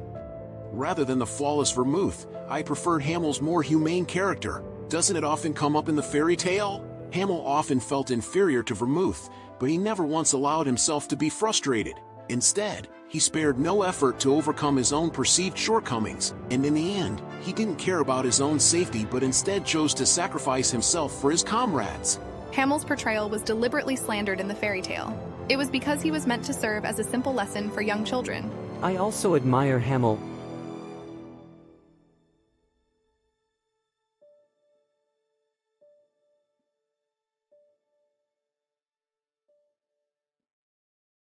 As someone who isn't even a member of the main family, you will be the first person other than a patriarch to step foot into the family's treasure vault. Is it really okay for me to go down there?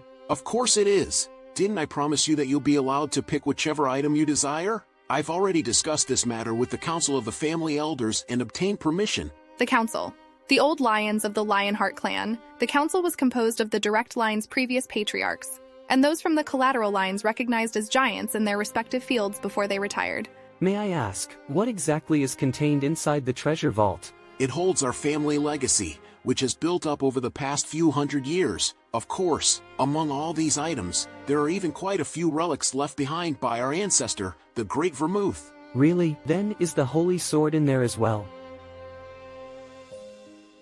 It's there. No one has been able to receive the recognition of the Holy Sword, ever since the Great Vermouth. Recognition? Rather than trying to explain it, it would be better for you to have a go at it yourself. Then you'll be able to understand what I'm talking about right away.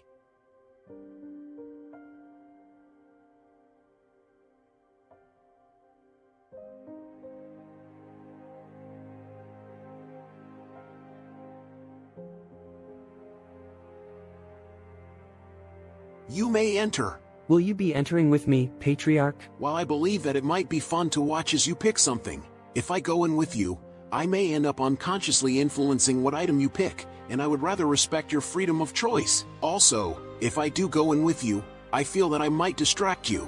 Thank you very much for this opportunity. As Eugene entered, the door to the treasure vault closed behind him. Once it did so, Eugene could finally take a deep breath and lose his polite expression. Vermouth's holy sword, the splendid golden sword from his memories, stood in the center of the treasure vault. According to the legends of the Holy Empire, the home of the Holy Sword, it was a sword that had been bestowed by God. Recognizing Vermouth as its sole owner, this sword had even pierced the heart of the first to be slain from Helmuth's 5 demon kings.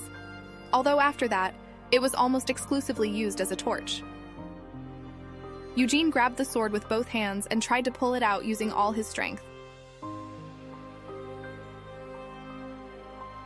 It's not working. Just like Gilead said, you'll know once you've had a go at it yourself. Eugene didn't waste more of his power on it and cast away any regret. Even if he had managed to draw the sword, it wasn't like he would have been allowed to keep it. He took another look around. This was Asphalt, right? This was the devouring sword Asfel. It could devour whatever it cut to increase its own strength.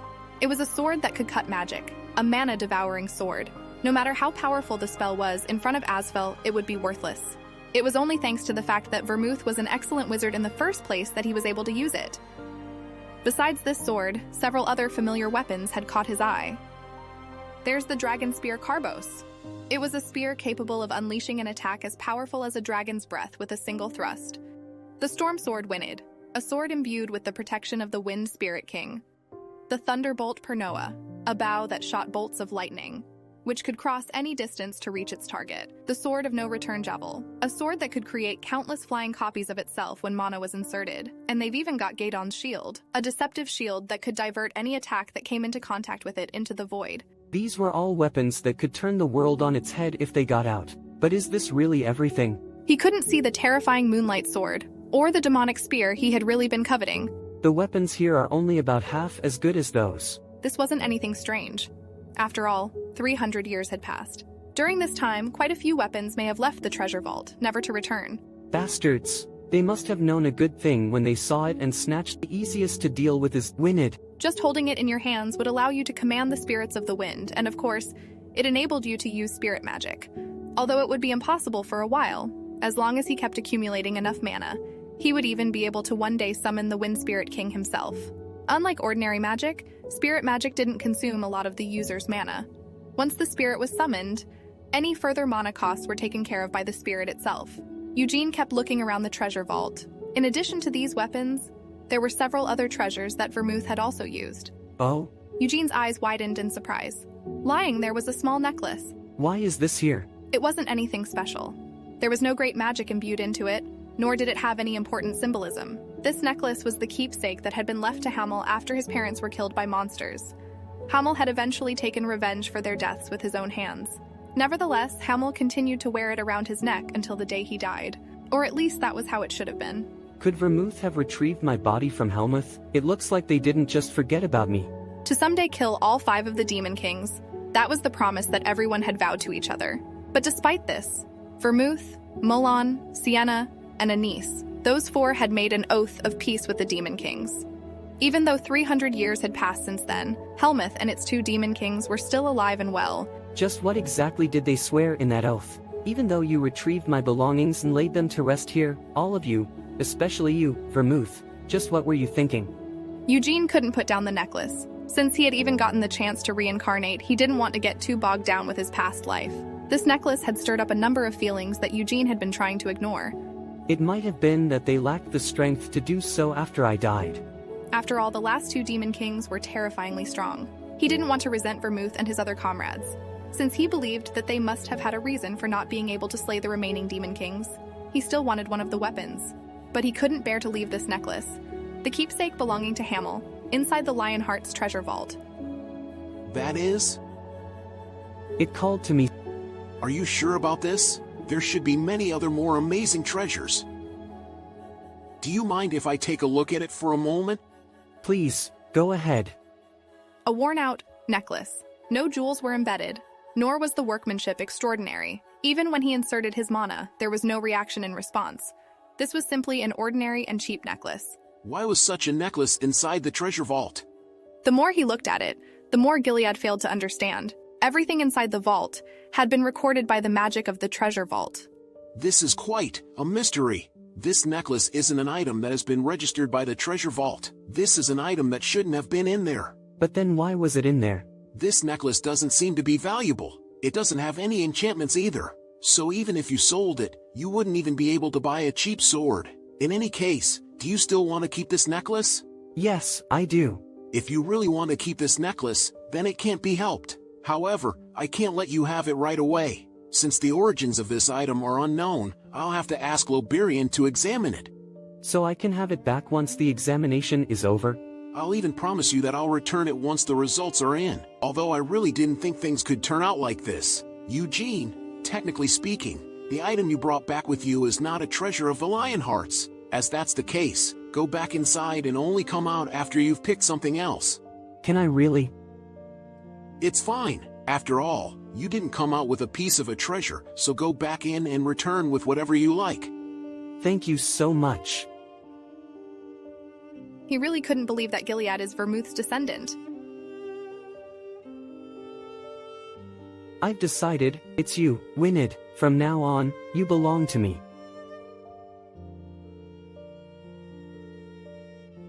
Why didn't you choose a spear?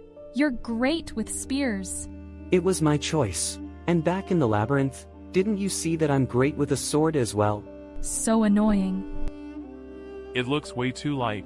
With your strength, a larger and heavier sword would have been a good fit. A weapon like a hammer or an axe would also have been good. It was my choice. You should come back with me to my family's home. I'll talk you up with my father, so that he'll provide you with as many muscle growth supplements as you need. No, I don't need any. Gargith genuinely wanted to build a friendship with Eugene. After all, this was the first time in the history of the Lionheart clan that someone from the collateral lines had defeated those from the direct line during a bloodline continuation ceremony. Instead of talking with that musclehead, hurry up and draw your sword.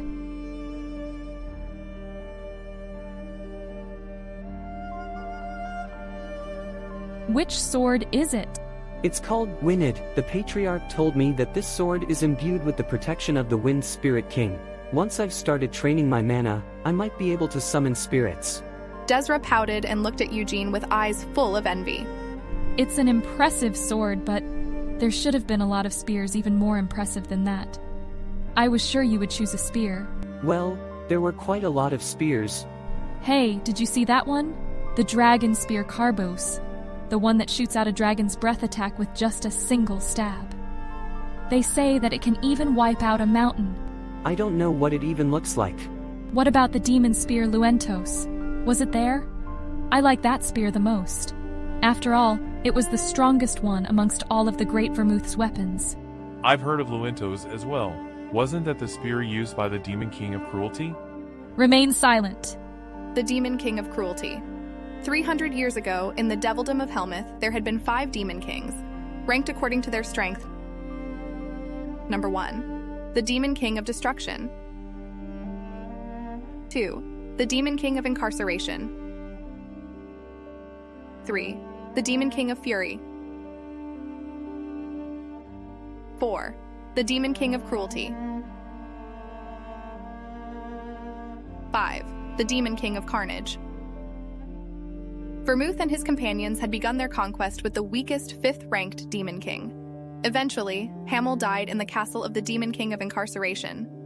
It's wrong to say that the Demon Spear Luentos is the strongest among all of the great Vermouth's weapons. The strongest one is, of course, the Annihilation Hammer Flail Gigaleth. The Demon King of Cruelty was stronger than the Demon King of Carnage. The ranks of the Demon Kings have nothing to do with the ranks of their weapons. Now that I think about it, Flail was also missing. Among all of Vermouth's weapons, the Flail and the Demon Spear were the only ones that had belonged to Demon Kings. It makes sense. They can't just be left inside the treasure vault. Perhaps they were sealed somewhere else. The Demon Spear is stronger. No, the Flail is stronger. Gargith and Desra had started to quarrel childishly. Eugene shook his head as he looked at the two of them and headed to the center of the gymnasium. Although he couldn't summon any spirits right now, even without its spirits, Winid was a good sword. Both the Demon Spear and the Flail were such great weapons that even he found it difficult to choose which of them was superior. However, if he had to choose the greatest out of all of Vermouth's weapons, Eugene would make that choice without any hesitation. It's the Moonlight Sword. It was pure destruction in the form of a sword. Even the Devildom of Helmeth had chosen to seal it away. Both the Demon King of Cruelty and the Demon King of Fury had been slain by the Moonlight Sword. Neither the Demon Spear nor the Annihilation Hammer, which Desra and Gargith were making such a fuss about, could overcome the light of destruction emanated from the Moonlight Sword. The first real sword that I've held in this life. Eugene set aside all thoughts of the Moonlight Sword and started to swing Winid. Wow. Desra softly exclaimed in admiration as Eugene slowly flowed through the movements of a sword dance. Gargith and Desra's childish quarrel was also cut short as the two turned to watch Eugene's sword dance with mesmerized eyes. I definitely have to get him to come back with me. What should I say to get him to go with me? Sadly, it's still quite a long time until my birthday. Desra was also having similar thoughts. If only her birthday were closer, she would have been able to invite him to her birthday party as an excuse. It's an ordinary necklace. I have checked it thoroughly. But this item doesn't have any magic attached to it. Is that so? Was this necklace really inside the treasure vault? Yes. Could that boy Eugene have been playing a prank on you? What reason could he have for doing so? I can't imagine that a boy like Eugene would come up with a plan like this. He would have walked out with no weapons if it weren't for me. It would have definitely been a huge risk to take. He was lucky that Lord Gilead was able to show such a generous mindset. Allow me to check it just once more.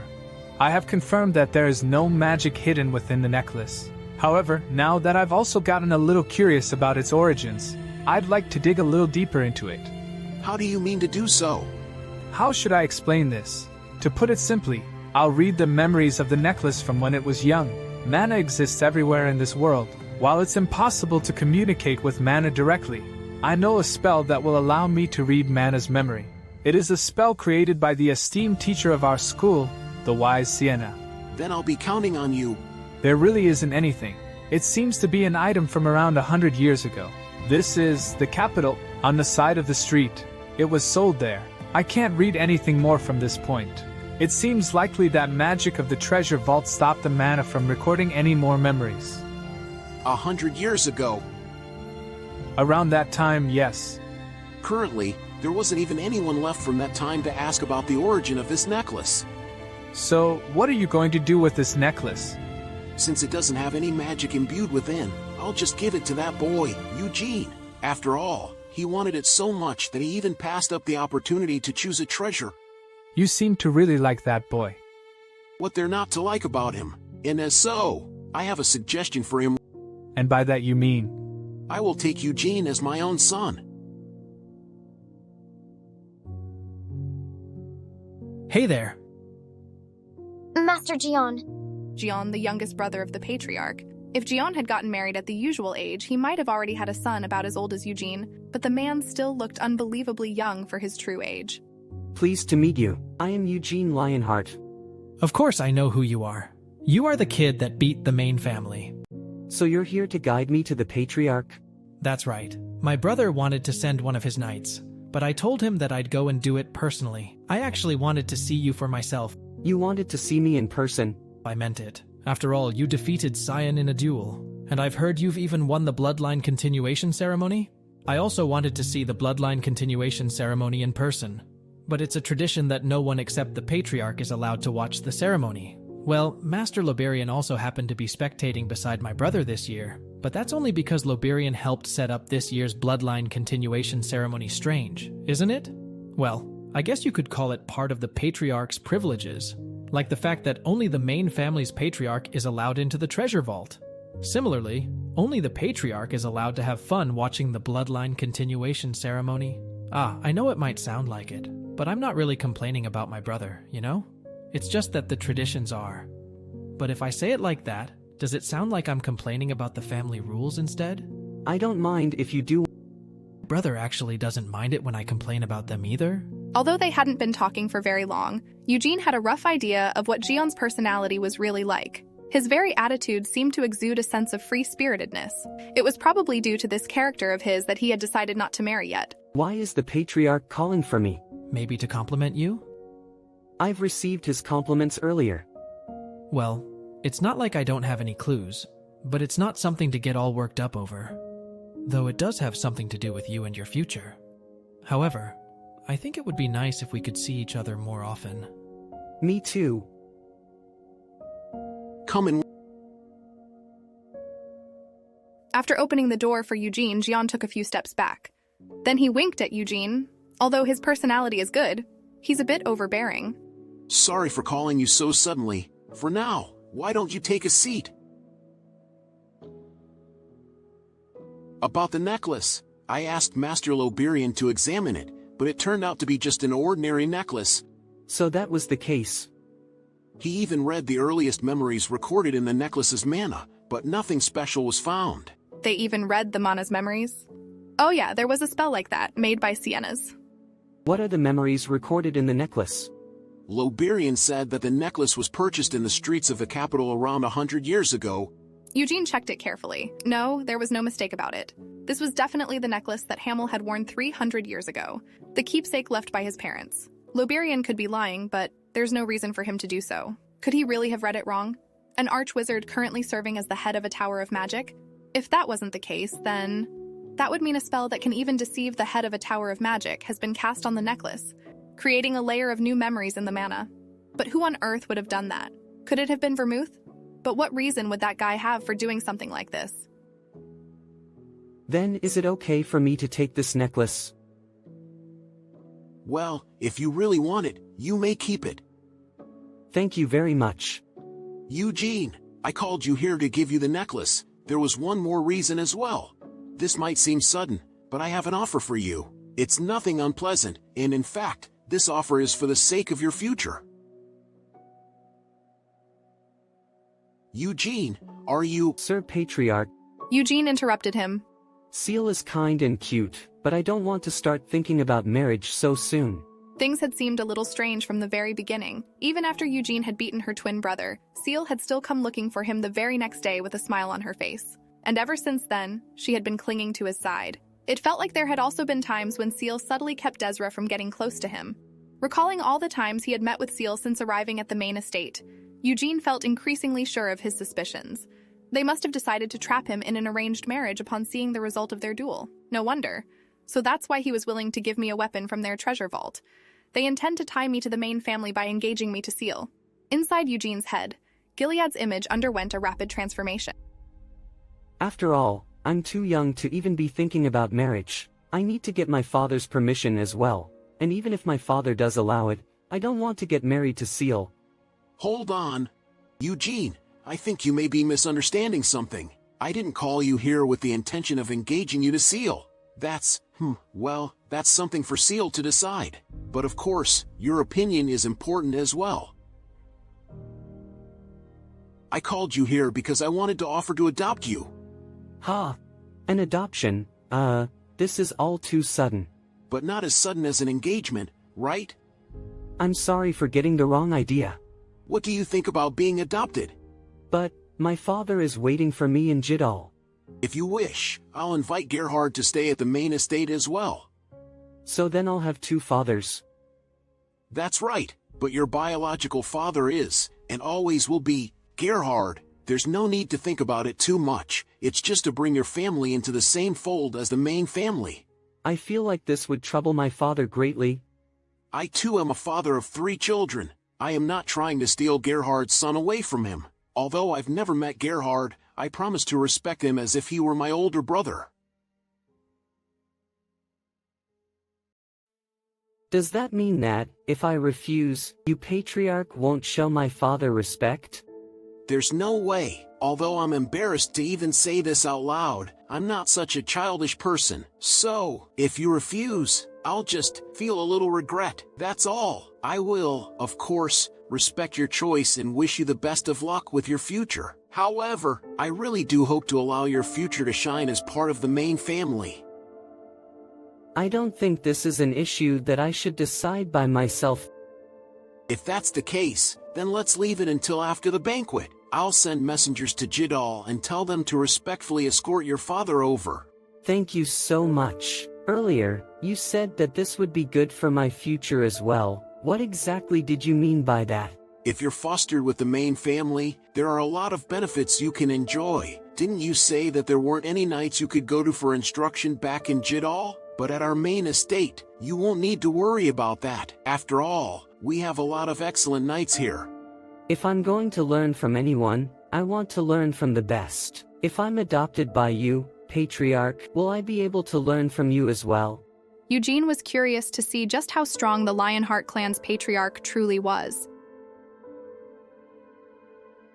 Of course, I'll be able to teach you. However, if you want to learn from the very best, then there's someone even better than me. Who is that? It's Kion. In the past, my skills were better than his, but currently that's no longer the case. Have you received instruction on your family's mana training scripture from your father? I told my father that I didn't want to learn it yet. If I needlessly learned it beforehand, I felt like I might accidentally start training my mana without even meaning to. So that was the case. After all, you're so diligent that you haven't neglected your training even once during your entire stay here. Crystals of mana could be found in the bodies of higher-leveled monsters. These aggregations of mana were called mana stones. When first initiating mana, the assistance of these mana stones could not be neglected. Gerhard's household probably doesn't have enough money to afford any mana stones. On top of that, For initiates to get the most benefit out of mana stones, they needed someone with outstanding abilities to guide them. That was why he couldn't help but feel regret. The boy had already proven his excellence, but Gerhard's household was too poor to allow Eugene's talent to bloom. However, Gilead absolutely couldn't allow such words to leave his lips. Gilead didn't want his careless words to cause a son to turn against his father and the family he was born to. Instead of Eugene, this was something that he needed to discuss with Gerhard. Time flowed quickly as they touched on various topics. I'll call someone to escort you over soon, so please wait a little longer. It's fine. You don't need to do that. It's not like the annex is that far from here. I'm fully capable of walking back alone. As he was walking down the corridor to the stairs, he sensed that someone was sneakily lying in wait for him on the other side of the hallway. It was Ancilla. She was attempting to stage this as an accidental meeting, but Eugene wasn't surprised in the least. He had been able to notice Ancilla while she was still hiding out of sight, thanks to the scent of her perfume. Oh my. It's Eugene, isn't it? As she turned the corner, Ancilla fluttered her eyelashes in surprise. Eugene felt a strange pressure emanating from behind her kind smile and overly sweet tone. So, for now, Eugene decided to test her intentions. Yes, good evening, madam. My name is Eugene Lionheart of Jidal. I heard that you and the Patriarch were having a private conversation, but it looks like the two of you chatted for quite a while. I didn't know that you were still here. Is there something you wish to speak to me about? His arrogance is already skyrocketing. Though she could understand why. It must already be quite exciting for such a country bumpkin to visit the main estate. On top of that, he had even managed to defeat a child from the main family in a duel on his very first day, and then went on to win the bloodline continuation ceremony. She secretly wanted to crush his arrogantly upturned nose, but Ancilla firmly held back this urge. There's no need to make an enemy out of him in advance. That was why she had allowed Ciel to stick to Eugene's side. Ancilla thought that the idea of ensnaring Eugene and Ciel into an arranged marriage was actually quite a promising plan for the future. Because it was a private conversation between the Patriarch and me, I'm afraid I can't tell you. Oh, right. Of course. I didn't mean to put you on the spot, so please don't feel pressured. Besides that, there were actually a few other things I wanted to talk to you about. Eugene simply tilted his head silently in question. Well, wasn't Cyan very rude to you just a few days ago? I should have already apologized to you personally. But as the bloodline continuation ceremony was just ahead of us, things were out of control, and my apology was delayed. There's no need for that. I had already reconciled whatever problems I had with Cyan. Oh my, for a child your age, you sure are mature and broad-minded. As for Cyan, I will give him a strict warning, so I hope that the two of you will get along with each other from now on. Of course, I will try my best. After all, we do share the same name, so ultimately, aren't we all part of the same family? Ancilla's face twisted into a complex expression. He said that they were part of the same family? Although he wasn't wrong, for some reason, when the word family dropped from that irritating boy's lips, she couldn't help but feel uncomfortable. Would you mind if I take my leave now? Yes, that's fine. Sorry for holding you back. Ancilla said with a slight smile as she patted Eugene on the shoulder. What an irritating brat, she thought to herself. Eugene didn't know for certain what kind of personality Ancilla was hiding behind that smile.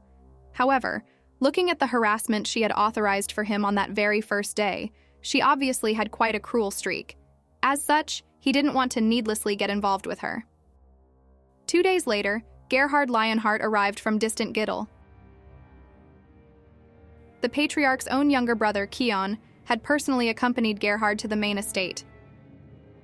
So, Eugene really won this year's bloodline continuation ceremony? My son did that? Truly? My son.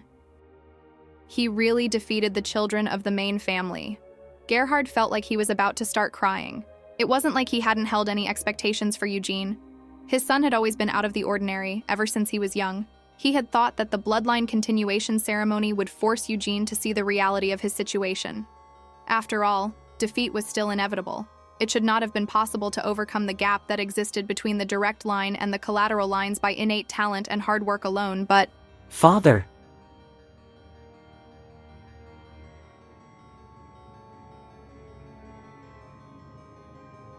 My son, Eugene. The moment he saw his son, Gerhard forgot all propriety as tears began pouring down his face. Gerhard pulled his son into an embrace as he continued to shed tears. I'm so proud of you. The fact that you're my son makes me so proud. I told you that I would send you good news, didn't I? Did you really not believe me? That's right. You did say that, didn't you, my son? I'm so sorry for not believing in you. Hey now, what's with the apologies again? If I were in your place, I wouldn't have believed it either. In front of him stood Gilead Lionheart. Apologies for the late greeting. My name is Gerhard Lionheart, and I hail from Gedal. I am Gilead Lionheart. Please forgive my rudeness of inviting you in such haste. What rudeness? I don't consider it that way at all. In fact, I am extremely grateful that you have invited me like this. I don't want to take up too much of your time with your son, but if it is okay with you, would you mind coming inside with me for a short conversation? Of course, that's fine with me.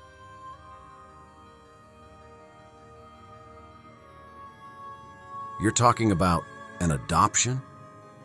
That's right. If Eugene were to be adopted, you, Lord Gerhard, will also be accepted into the main family. I know that this offer comes as a shock. I mean no disrespect with what I am about to say next. For showing such high regard for my son's potential and consideration for my own feelings, I offer you my deepest gratitude. However, as a father, I can't help but be worried for my son's future. Worried about what exactly? Even though your intentions are well-meaning and honest, I am worried that others within the main family might persecute Eugene. You have 3 children.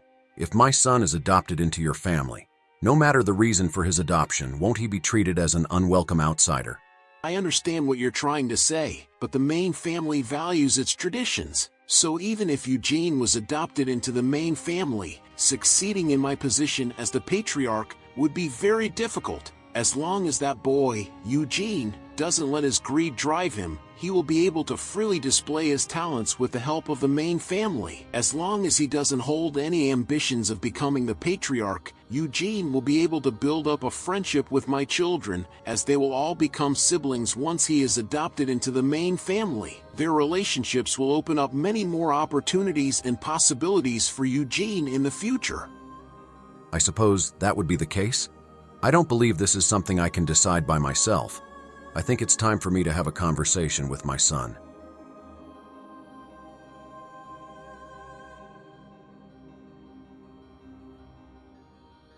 Gerhard looked as if someone he knew had just died. Eugene lowered his sword as he spotted Gerhard walking over with a strange expression on his face. Father, what's with the expression? The sword his son was holding made his shoulders fall once more. It was the storm sword Winyed. He had heard the whole story from Kion about how his son had chosen the sword personally as a gift from the main family's treasure vault. Even if he sold off all the property that Gerhard's family had accrued over the years, he still wouldn't be able to afford a sword like that. Son, the patriarch of the main family has offered to adopt you. I already knew about that. He discussed it with me earlier. And I would like for you to become his child, for your future's sake. But you may have to face many difficult things later on. Probably, but Father, so what if there are? I'll be fine no matter what happens. Can't you see, Father? I will never let anyone get the better of me. Your name is Eugene, the name given to the son of Gerhard Lionheart. Your name was... Both your late mother and I chose it together for you. Never forget this fact. Even if we are adopted into the main family, my real father who raised me from birth is and always will be Gerhard Lionheart. In the end, it looks like I'm getting adopted. Although it seems like things will be a bit bothersome, there will be many things I can wring benefits from, so it'll be worth it in the end. Eugene held no desire to become the Lionheart clan's patriarch, although he didn't know what might happen later, if he needlessly showed any signs of ambition for the posy, especially the main wife, Theonis, and the second wife, Ancilla. Those two would have no choice but to try and keep Eugene in check. They'll definitely have a lot of injunctions and restraints placed on me. He could just try ignoring them, or to confront them head-on. The banquet to conclude this year's Bloodline Continuation ceremony was held that very night. You really have raised a wonderful son. I heard that he will be adopted into the main family. What type of training did your boy do? I heard from my son that your boy's strength is really impressive for his size. Even the main family doesn't have our house's revolutionary muscle growth agent. Are you interested in trying some? It's quite serendipitous that we were all able to meet like this, so I think that from now on we should continue to arrange events where members from the different collateral lines can mingle and get to know each other. Gerhard was surrounded by the adults from the other collateral families and was busy chatting about this and that. Among these adults, the parents of Gargith and Desra were especially eager to talk to Gerhard. Looks like I will get unwanted attention if I join them, especially from Gragith father. Stand up straight. From now on, you will constantly be compared to that child. The first thing that everyone will remember when they see you is that you've lost a duel to Eugene. They will also laugh at the fact that you were partially responsible for the main family's first recorded defeat in the bloodline continuation ceremony. This is something that cannot be helped. Cyan, you are allowed to feel ashamed, but you must not be discouraged. No matter how many people mock you, you must remember that you are my son and in line to inherit the seat of the Lionheart clan's patriarch. Yes, Mother. I'll do my best. There is no way that Eugene can become the patriarch. However, Cyan, don't allow yourself to relax just because of that fact, because you never know what the future might have in store. Since you have so many disadvantages compared to him, you need to work even harder to become the patriarch. Still, there's no need to needlessly make an enemy of Eugene and be his friend. Because we'll be brothers from now on. That's right. Make sure to build up a brotherly connection to him. Make it strong enough that that child will become your strength in the future. Treat him as an equal. As you play together and train together, make it so that one day that boy will be willing to assist you. Yes, Mother. Now I need to be friendly with him. How exactly do I become friendly with him? My father told me that we'll be siblings from now on. I've only ever had Cyan and Iode as brothers, but now, suddenly, a new little brother has appeared. Little brother? As if you are older than me by a few months, so how can I allow you to call me your little brother? I was born 5 seconds later than my brother, but I'm still his little sister. This and that are a little different. Can't you just call me Big Sis even once? Not even if my life was on the line. Call me Big Sis just one time. It's not like it's a hard thing to do. If you keep acting like this, Big Sis will have to punish you. I'd rather die. After all, how could he call a 13-year-old brat his big sis? I am not going to take you as my disciple right away. The Red Tower of Magic, of which I am the master, specializes in summoning magic among all the various types of magic. As such, you must first go to Arath and take the systematic aptitude test to see if you fit our specialty. But what if I do have an aptitude for summoning magic? If that's the case, then it's a joyous discovery. But in Arath, your identity as an heir to the Lionheart clan won't grant you any leeway. Unless you have enough talent to silence all the other wizards' protests, I cannot take you as my disciple. I understand. While Arath won't show any special treatment to those who bear the Lionheart name, I am Gilead's old friend before I was the head wizard of the Red Tower. With my resources, I will be able to provide you with many opportunities. And I will also be able to protect you from the voices claiming unfair discrimination. This is all to provide you with the best environment to train the magic that matches your aptitude. Even if he couldn't become Lobarian's disciple right away, the fact that he could leave his family behind and escape to another country and learn magic. He turned to look at Theonis and Gilead with timid eyes. This is something you should decide by yourself. There's no need to be concerned about me. If you want to go, then go. Father. This is an opportunity your father has worked hard to grant you. Receive it with gratitude. After all, from an early age, you've always shown more interest in magic than you have in swords or spears. But, Iode, you must not forget, you are the first heir of the Lionheart clan. As my son, you are destined to become the patriarch of the main family. You must not forget this fact. Theonis! As his mother, I am only trying to encourage my son. She didn't want to send Iode to Arath. If the eldest son, Iode, was sent to Arath, it was obvious that that damned Ancilla would go crazy with joy. However, Theonis had no choice but to send Iode to Arath. Her child hadn't inherited the qualities needed to appear suitable for such a position. He has a weak and naive nature. She hoped that by getting along with these wizards, he could create relationships that would later benefit him, thereby gaining support for his bid to become the patriarch. You are the heir to the Lionheart clan. Yes, Mother. The day after the banquet, Lobarian was headed to Arath with Iode, Gargith and Desra were returning to their homes along with their parents. The annex would be solely used by Eugene and Gerhard. Today was an important day for Eugene. It was the day he would be initiating his mana for the first time since his reincarnation. All mana training scriptures began by first teaching how to sense mana, divided into two categories: the breathing techniques and the physical techniques. Breathing training techniques accumulated the mana that was dissolved into the atmosphere by breathing it in. Physical techniques accumulated this mana through the movement of the body. Neither of them was easy to learn. In his previous life, Hamel had trained his mana according to a physical technique. Later, with advice from Sienna and Vermouth, he converted his physical technique into a breathing technique. The Lionheart's mana training scripture is a breathing technique. You're here early. His training would take place on top of a vein of mana, a place where mana was heavily concentrated. Deep within the forest of the main estate, there was a vein of mana that only members of the main family were allowed to visit. The vein of mana wasn't naturally occurring, but instead had been formed by the great Vermouth himself 300 years ago. He actually created an artificial vein of mana. Vermouth really was a monster. Are you nervous? I'm excited. It won't be easy, although I'll be helping you. As someone who's just started initiating their mana, you'll have to go through quite a lot of trouble first. The younger you are, the easier it is to feel it. Cyan and Ciel first initiated their mana when they were 6. It still took them around 4 days to sense the mana. Iode, didn't it take him a week? The collateral descendants usually initiate their mana when they're around your age, but it's said that it takes them around a month just to feel slight amounts of mana. But it shouldn't take you that long, because we have the vein of mana here, which gives you a quick and easy way to sense mana. On top of that, I'll also be helping you. How many days do you think I'll take? Maybe 10 days? 10 days, huh? As if it will take me 10 days. More like 10 minutes.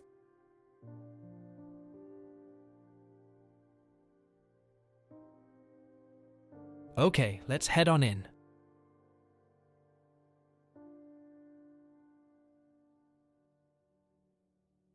Sit over there in the middle. The mana training scripture that has been passed down through the direct line was inherited from our ancestry, the Great Vermouth. The collateral lines are not allowed to pass down the original scripture.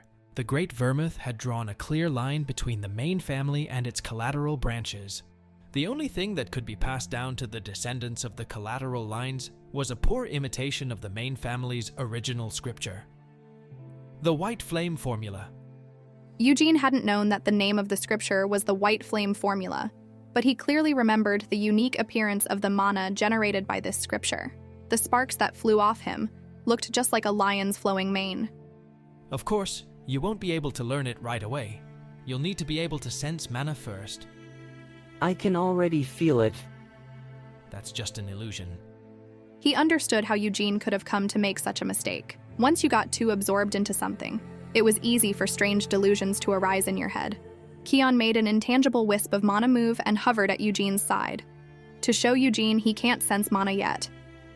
See? It's too early for you to... It's here, Eugene said, pointing to his left. The mana has gathered in this location. Keon moved his mana once more. Here, over there, up, and now down. How long do you want me to keep this up? This is unbelievable. If Eugene had been able to sense mana after 10 days with his assistance, Keon would have already called that quickly. But Eugene was so fast that it was unbelievable. If you can already feel the mana, then we can begin right away. From now on, just focus on what is happening inside your body without getting distracted. Yes, sir. Keon began transmitting the White Flame Formula. Eugene closed his eyes and turned his concentration inwards. Soon, mana began flowing into his body through Kion's hands. Eugene concentrated on feeling how the mana was flowing within his body. As the mana spread throughout his body, it formed a center at his heart. The mana converged around his heart and then settled into the blood vessels connected to the heart. Keon slowly cut off the flow of mana that he was infusing into Eugene. However, the circulation of mana within Eugene's body didn't stop. Following the withdrawal of Keon's mana, this showed that Eugene was already able to independently adjust the flow of mana within his own body. That's right. You're doing very well. This is insane. Keon wasn't the only one feeling astonished. Eugene was also surprised by the performance of this body that he had been reincarnated into. Because he had the memories of his past life, sensing mana wasn't difficult for him. That applied to forming the mana breathing cycle as well. There was an inevitable end to the amount of mana that this young body could absorb. After being immersed in concentration for quite some time, Eugene opened his eyes. The size of his core is also alarming. It was so large that it was impossible to believe that Eugene had just initiated his mana. If you didn't know Eugene's circumstances, the size might lead you to believe that he'd been training his mana for a few years now. It's usually much smaller than that, but... So you really are a monster. That's a compliment, right? It's definitely a compliment. Well, let's start heading back. The biggest difference between the white flame formula and the red flame formula was the former's ability to split off part of the original core to form a new core. No matter how much you developed and trained in the red flame formula, in the end, you could only have a single mana core inside your body. However, when the white flame formula grew past a certain level, the core would split into two. In this way, the body would become able to absorb even more mana, and the split cores could resonate with each other to amplify both cores' power. Each of these cores, both the original and the one that had split off, were called stars, and the number of stars you had reached marked your progress in the white flame formula. The great Vermouth, the progenitor of the Lionheart clan and creator of the white flame formula, had held 10 stars in his body. In the entire history of the Lionheart clan, Vermouth was the only one who had managed to reach the 10th star of the white flame formula. Both my brother and I are at the 6th star. Cyan, Ciel, and Iode are all at the 1st star. Although I'm not sure about Iode, the twins should reach the 2nd star after a year or so. It has taken them 8 years to reach the 2nd star. What about me? You'll be a lot faster than that. As long as you don't become lazy, that is. I'll make sure to work hard. As if Eugene would be lazy. Now that he had been reincarnated into a body that was overwhelmingly better than the one from his previous life, he didn't want such a body to go to waste out of his own slothfulness. For now, I should just focus on learning all I can about the white flame formula.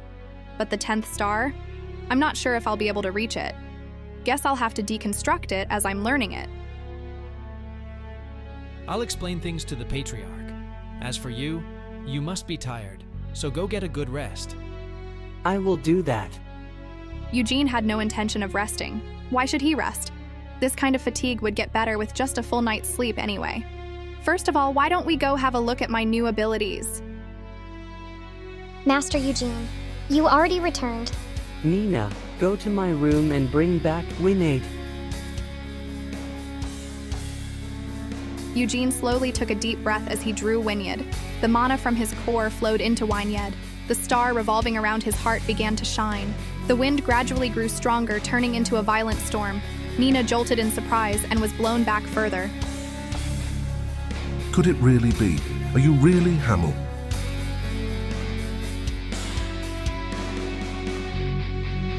Is that you, Tempest? As Vermouth's companion, how could I forget the appearance of your soul? It looks like you also remember me. It's been a long time since I last heard Wynid's call.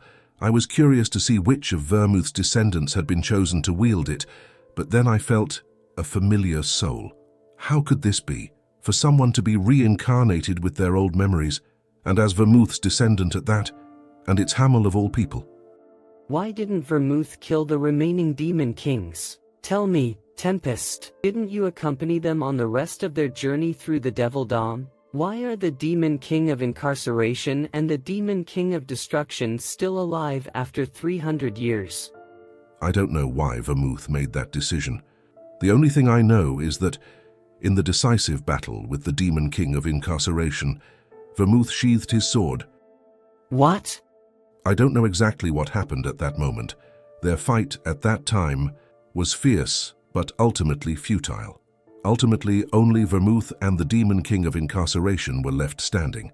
At the final moment, Vermouth put down his sword and refused to kill the Demon King of Incarceration. Don't bullshit me. Why did they make such an oath? Why, instead of killing the Demon King of Incarceration? I don't know anything about that oath or why Vermouth made such a decision. So what do you know, you bastard? Only those who were there know what kind of oath was made. I could no longer intervene in that situation from the moment that Vermouth put away his sword. Are you asking me to dig up Vermouth's corpse and ask him? There's no more time. With your inadequate mana, it would be impossible for you to have summoned me. I forcibly opened the door to come here, so now I have to close it. Answer me before you go. Next time, when you have enough strength, then let's meet again, sometime when you are stronger. The wind finally vanished, and Eugene passed out with a nosebleed. When Eugene woke back up, it was in the bed he had been using for the past few days. All his mana had been sucked dry just by opening the door to the spirit world. From there, Tempest had taken over and crossed over into the physical world for a short time under his own power. Spirits remembered people by their souls, so Tempest had managed to recognize the one wielding Wynyard, Eugene, as Hamel. After accepting that he had been reincarnated, Eugene hadn't been able to shake off a few lingering, unpleasant concerns.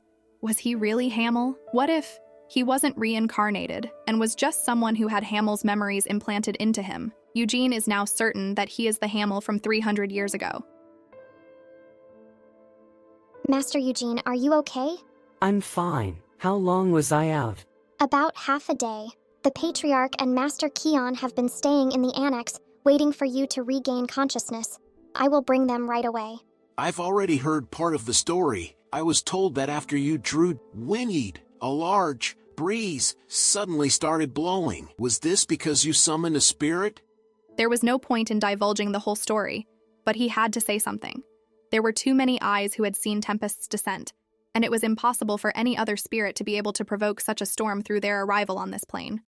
The Wind Spirit King descended from the spirit world. What? He said that it had been a long time since he'd heard a summon, so he wanted to see who it was. What kind of... Not a single ancestor had managed to successfully summon the Wind Spirit King. He said that I didn't have enough strength yet, and that next time, when I had enough power, he was looking forward to seeing me again someday. Then he returned to the spirit world. Eugene, you really are one surprising child. I heard about what happened at the vein of mana from Kion. In less than an hour, you were able to sense mana and make a core using the white flame formula. All that would have been shocking enough, but for you to attract the Wind Spirit King's attention as well. After a few days' rest, Kion will resume your lessons. Initially, we were planning to go on another training trip once the bloodline continuation was over, but now, it looks like that will be impossible. I think that we will need to prioritize cultivating your talents instead of our own training. I don't want to take up too much of Patriarch and Sir Kion's time. Don't think of it like that. After all, I'm the one who really wants to guide you personally. But of course, I'll be teaching Cyan and Ciel right alongside you. And the Patriarch will also be helping with our lessons. I expect it will be a good stimulus to have Eugene train alongside those two after hearing that Eugene had returned from the vein of mana with impressive results after spending less than a day there. Cyan and Ciel had immediately headed to the gymnasium and started their own training. Regarding Eugene, they told me that he's already a first star in the White Flame formula. I know. It took us forever to reach the White Flame formula's first star? It wasn't forever. Since it took us around a month, that means only a handful of our ancestors in the direct line were as fast as us. But Eugene didn't even take a day to reach the first star. Doesn't that mean he's the fastest in history?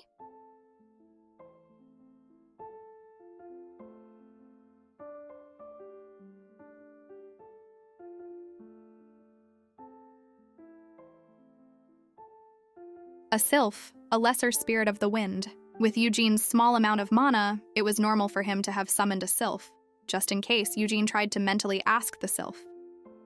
Hey, have you heard anything from your king? However, there was no reply. It seemed that it was impossible to converse with a spirit that had such low intelligence. Pass this message on to Tempest. If you were lying to me, I'll kill you. But the sylph still didn't reply. However, it appeared to sense that its king had been insulted, as it sent a gust of wind to ruffle Eugene's hair before returning to the spirit world. With only Hamel having perished, Vermouth and the other four had returned from the Devildome of Helmuth after making some kind of mysterious promise. However, the only ones who knew the details of this promise were Vermouth and the remaining Demon Kings. What was in that oath? That was what bothered Eugene the most. For the Demon Kings who lived to cause the world suffering, what on earth could have made them change their minds and swear to uphold the peace? Who exactly was the one who proposed such an oath in the first place? What were the contents of the oath? I need to find some time to go to Helmuth. Not just Helmuth, Aeroth, Eurus, and the Ruhr. It will be impossible to go to such land with a child's body. But someday... Time sure flew quickly. Eugene is now 17 years old, 4 years since his adoption into the main family. This really is a great body. After initiating his mana when he was 13, Eugene trained his mana every morning without skipping a single day. And today, Eugene had finally reached the 3rd star in the White Flame formula. But it's still not enough. I need to learn everything. I am going to Aroth and learn magic. What kind of bullshit is that? This morning, I was just training in the White Flame formula like I usually do. Could it be? Did you really? Cayenne's eyes started trembling as he got a bad feeling. Eugene smiled as he saw Cayenne getting flustered like this. And then this happened. The mana that was usually spread throughout his body gathered near his heart. Once there, the 3 stars at his core began to resonate with each other. Mana, in the form of pure white light, engulfed Eugene's entire body. Cyan stared at this sight with wide eyes. What the fuck? How is this possible? Cyan was so ashamed. Until now, Cyan's progress had remained stalled at the 2nd star, but Eugene, who had initiated his mana 7 years later than Cyan, had already reached the 3rd star of the White Flame formula. Of course, it's possible, because I'm a genius. Well, I want to kill you. Brothers shouldn't say such things to each other. Every morning you beat me up so badly that it feels like I'm going to croak. Aren't you the one who keeps asking for a spar every morning? If you don't want to get beaten up, let's just stop. It doesn't matter to me. Challenging Eugene to a spar every morning was Cyan's own way of dealing with the frustration of his rivalry with Eugene. Why on earth do you want to learn magic all of a sudden? Have you forgotten about what happened to Iode? He went off to learn magic, but he couldn't be Lobarian's disciple. And now he's just being treated like a fool in Aroth. Bastard. How dare you say such a thing about your older brother? Did I say anything that wasn't true? Instead of pointlessly heading to Aeroth to learn magic, just stay here at the main estate where it's comfortable. If you do go to Aeroth, Ciel will be sad. Really? Are we talking about the same Ciel, the one that stopped talking to me and has since been training alone? As if, do you really think I'll change my mind just because Ciel will be sad? You heartless bastard. Where are you going? To meet with the Patriarch. I should tell him I reached 3 stars, and to get his permission too.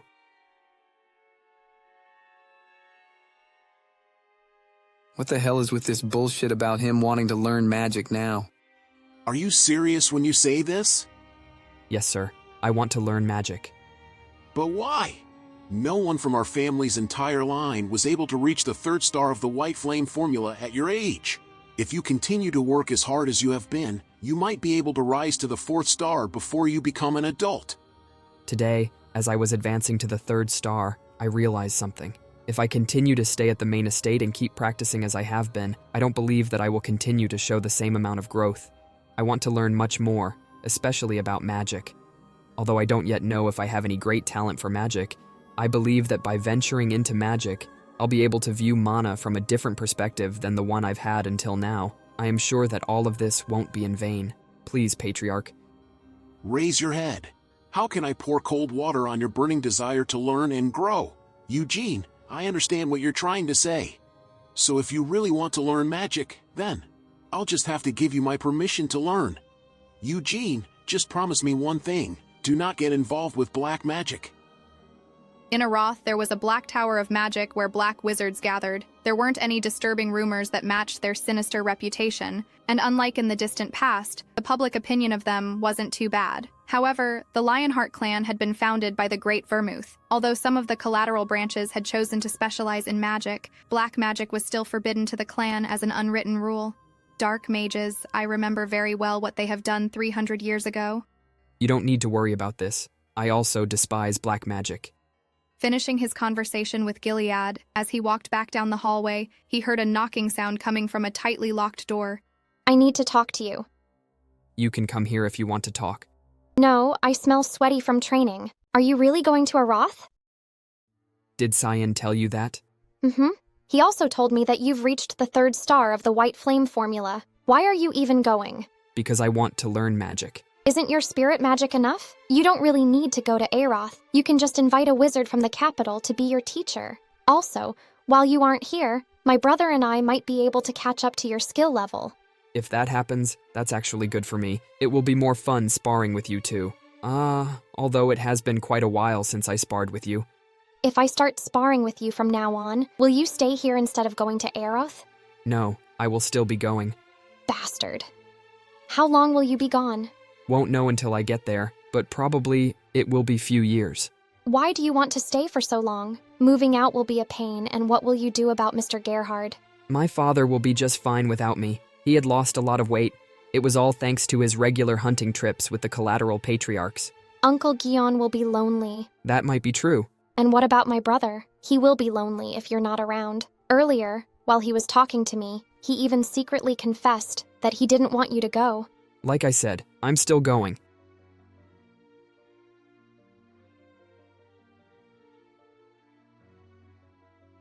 Are you really going to leave?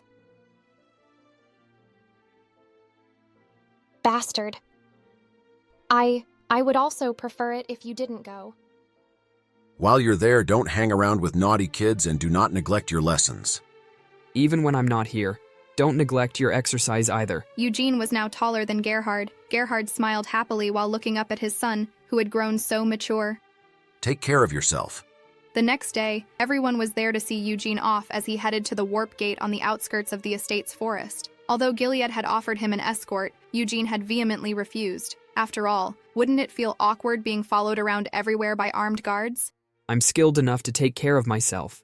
Eugene had unbelievable levels of skills and experience for someone his age. On top of that, since he had also reached the 3rd star of the White Flame formula, they couldn't treat him like a child any longer. Unlike Iode, Gerhard, who had been smiling happily the day before, burst into tears at the sight of Eugene leaving. Geez, I told you to stop crying.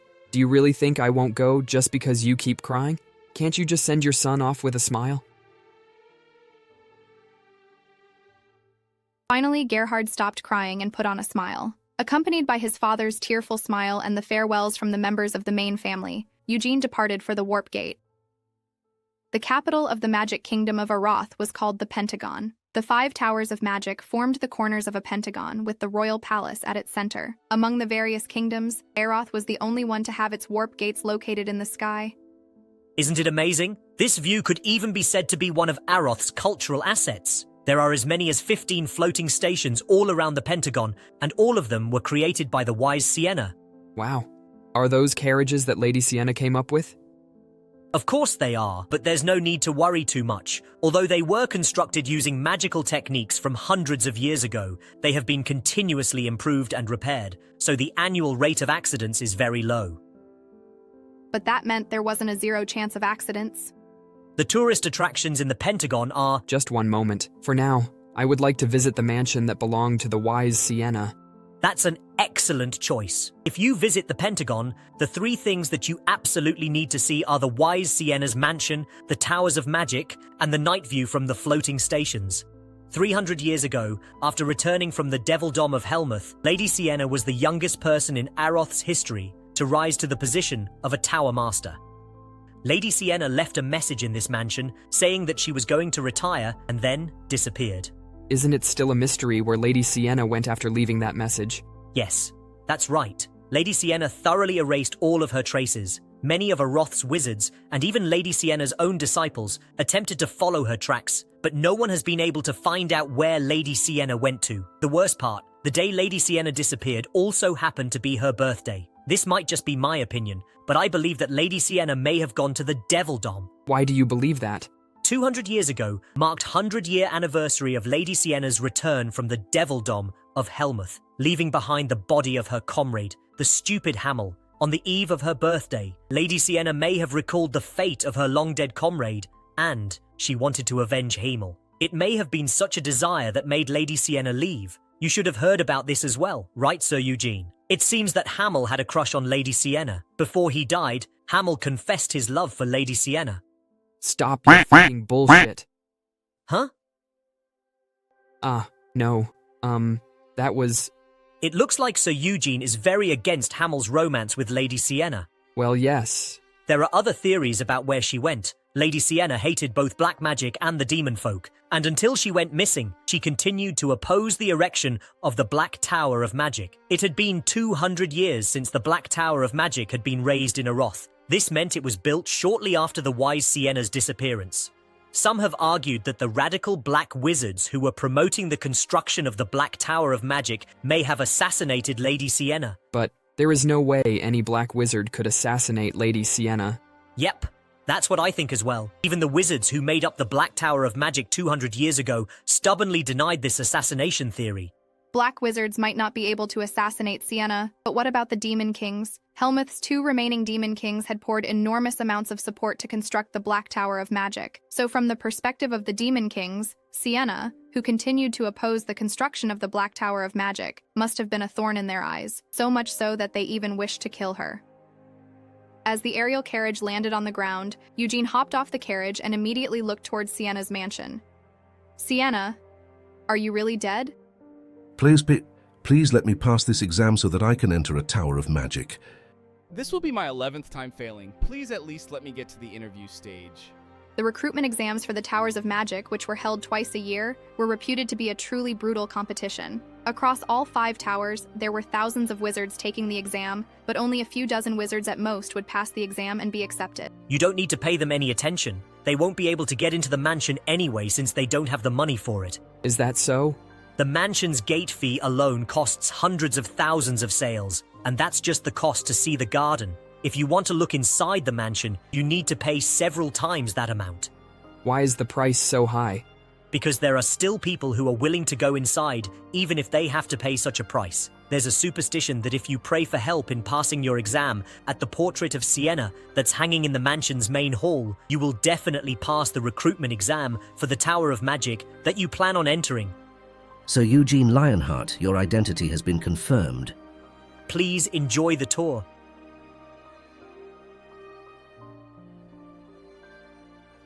Now then, let's take a look at how that chick lived. Sienna's mansion was huge. It was the home that she had lived in for over 100 years. Hey, what are you going to do after all this? Why are you asking that all of a sudden? I'm just curious. Since we're going through all this shit in a hellish place like this when we're meant to be enjoying the bloom of our youths, shouldn't we at least get to enjoy some happiness once all this is over? I've got no idea. Never given it any thought.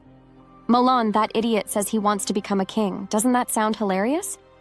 Crazy bastard. What a load of bullshit. Why on earth does he want to become a king? Hey, leave him alone. It's what he wants to do. Everyone has the right to dream. Have you been drinking? Everyone has the right to dream. See this? I'm getting goosebumps from the cringe. Scumbag. Even though I was trying to be sincere. Then what do you plan on doing once this is over? Do you want to become a queen like Malon?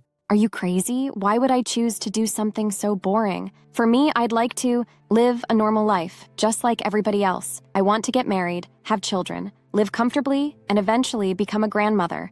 She should have just gotten married, had children, and grown old peacefully surrounded by her grandchildren. So why did Sienna live all by herself for over 100 years? Unconsciously, Eugene stretched his hand out towards Sienna's portrait. You're not allowed to touch the portrait. This motherfucker, just when I was feeling a bit emotional, I didn't come here to stare at a portrait. Eugene was here to see if Sienna had left any clues behind. According to his calculations, Eugene believed that it was definitely Sienna who had placed his necklace in the Treasure Vault. There should be something that she left behind. You're not allowed to touch the books. I am not touching it. What are the odds that the necklace just happened to be in the treasury, and I just happened to stumble across it once I entered? Tempest had recognized that Eugene used to be Hamel with only a glance. What if the magic that made use of this fact was cast on the necklace as it lay in the treasure vault? Then wouldn't it make sense for the necklace to go undiscovered by anyone for hundreds of years, only to reappear in response to Hamel's soul? If the one who had planned for the reincarnation was Sienna, then she should have left some other clues behind. But where? Eugene searched every room in the inn, couldn't find anything that Sienna left behind for him. So I guess I'll just have to do things my way. If there was something that you wanted me to do, you should have at least found a way to tell me properly. If you don't tell me anything, then how the hell am I supposed to know what you want me to do? Hey Sienna, come find me. If you're alive, that is. It looks like you really enjoyed the tour. The guide, who had been left waiting outside for him till sunset. Here's a tip for making you wait. Thank you so much. Where would you like to go now? This is a popular tourist attraction, so there are plenty of great restaurants nearby. I'm fine with not going to a restaurant, so let's head straight to the Red Tower of Magic. Once we arrive there, your work is over for today. Let me ask you something. It's about Iod. He's my elder brother, but have you heard of him? Among the younger generation of wizards in the Pentagon, there are only a few who don't know that name. There's no need to be nervous. I just brought it up since we're heading to the Red Tower, and we're indebted to them for taking care of him. My older brother has been staying with them ever since he arrived 4 years ago. Just as I was being adopted into the household, Iode left the main estate and headed to Aroth. Thanks to that, I haven't been able to meet with my older brother, Iota. I need to learn a bit more about my brother, just so that I don't make a mistake when we meet. Of course, I won't feel offended by your words, nor will I punish you for any slander. I won't reveal the source of my information to the main family, especially not to my brother. I can swear all this on my family name. So have you heard any rumors concerning my older brother? Well, I also don't know much about him, but about Sir Iode, I've heard that he leaves the Tower of Magic every night to indulge himself in certain forms of pleasure. Pleasure? Iode was 2 years older than me, so he is 19 now. By pleasure, do you mean he indulges in alcohol and women? If it's those sorts of things, isn't that rather normal for someone his age? No. It's not that kind of pleasure. This really is just a rumor, but... Sue... What is... Sue... A succubus. The guide finally revealed, blushing in embarrassment. Ah, a succubus. That crazy bastard. This isn't even fucking Helmouth, so why are there succubi here? Please calm down. This might not be Helmouth, but there's still the Black Tower of Magic, remember? Apart from the human black wizards, there are quite a lot of demon folk living in the tower as well. So that means that bastard, Iode, no, I mean my big brother, has been playing around with a succubus from the Black Tower of Magic. That's, to put it bluntly, he is not playing around with them. He's just being pleasured by them. Aroth has a certain street where illegal gatherings and those sorts of shops operate in the open. It's a place purposely left unsupervised as a form of necessary evil. While that street is most famous for its black market, there are also a few shady shops that have hired succubi as their hostesses. I've heard that Sir Iode visits those types of shops regularly. In human terms, they were no different from street corner whores. Do you know where that street is? It's called Bolero Street. Those shops don't open every day, so the street only shows its true, corrupted appearance once a month, on the night of the full moon. He had no desire to get all friendly with Iode upon coming to Aroth, and basically ignore his step-sibling while focusing on his own affairs. Eugene just couldn't accept that a descendant of Vermouth was offering his life force to a petty demon. How dare he give in to scumbags like those? Eugene obviously hated the Demon Kings, but he also despised the demon folk. So Eugene, would you please keep the fact that I shared this story with you a secret? Don't worry about it. I'm not going to say anything to anyone, especially not to that fucking big brother of mine. He had only heard rumors, and they were pretty unreliable rumors at that. If he slapped the shit out of Iode just because of some idle tales, Eugene would be the one in the wrong. So he needed to hold back his urge for violence until he had found some clear evidence. During the night of the full moon, it's called Bolero Street.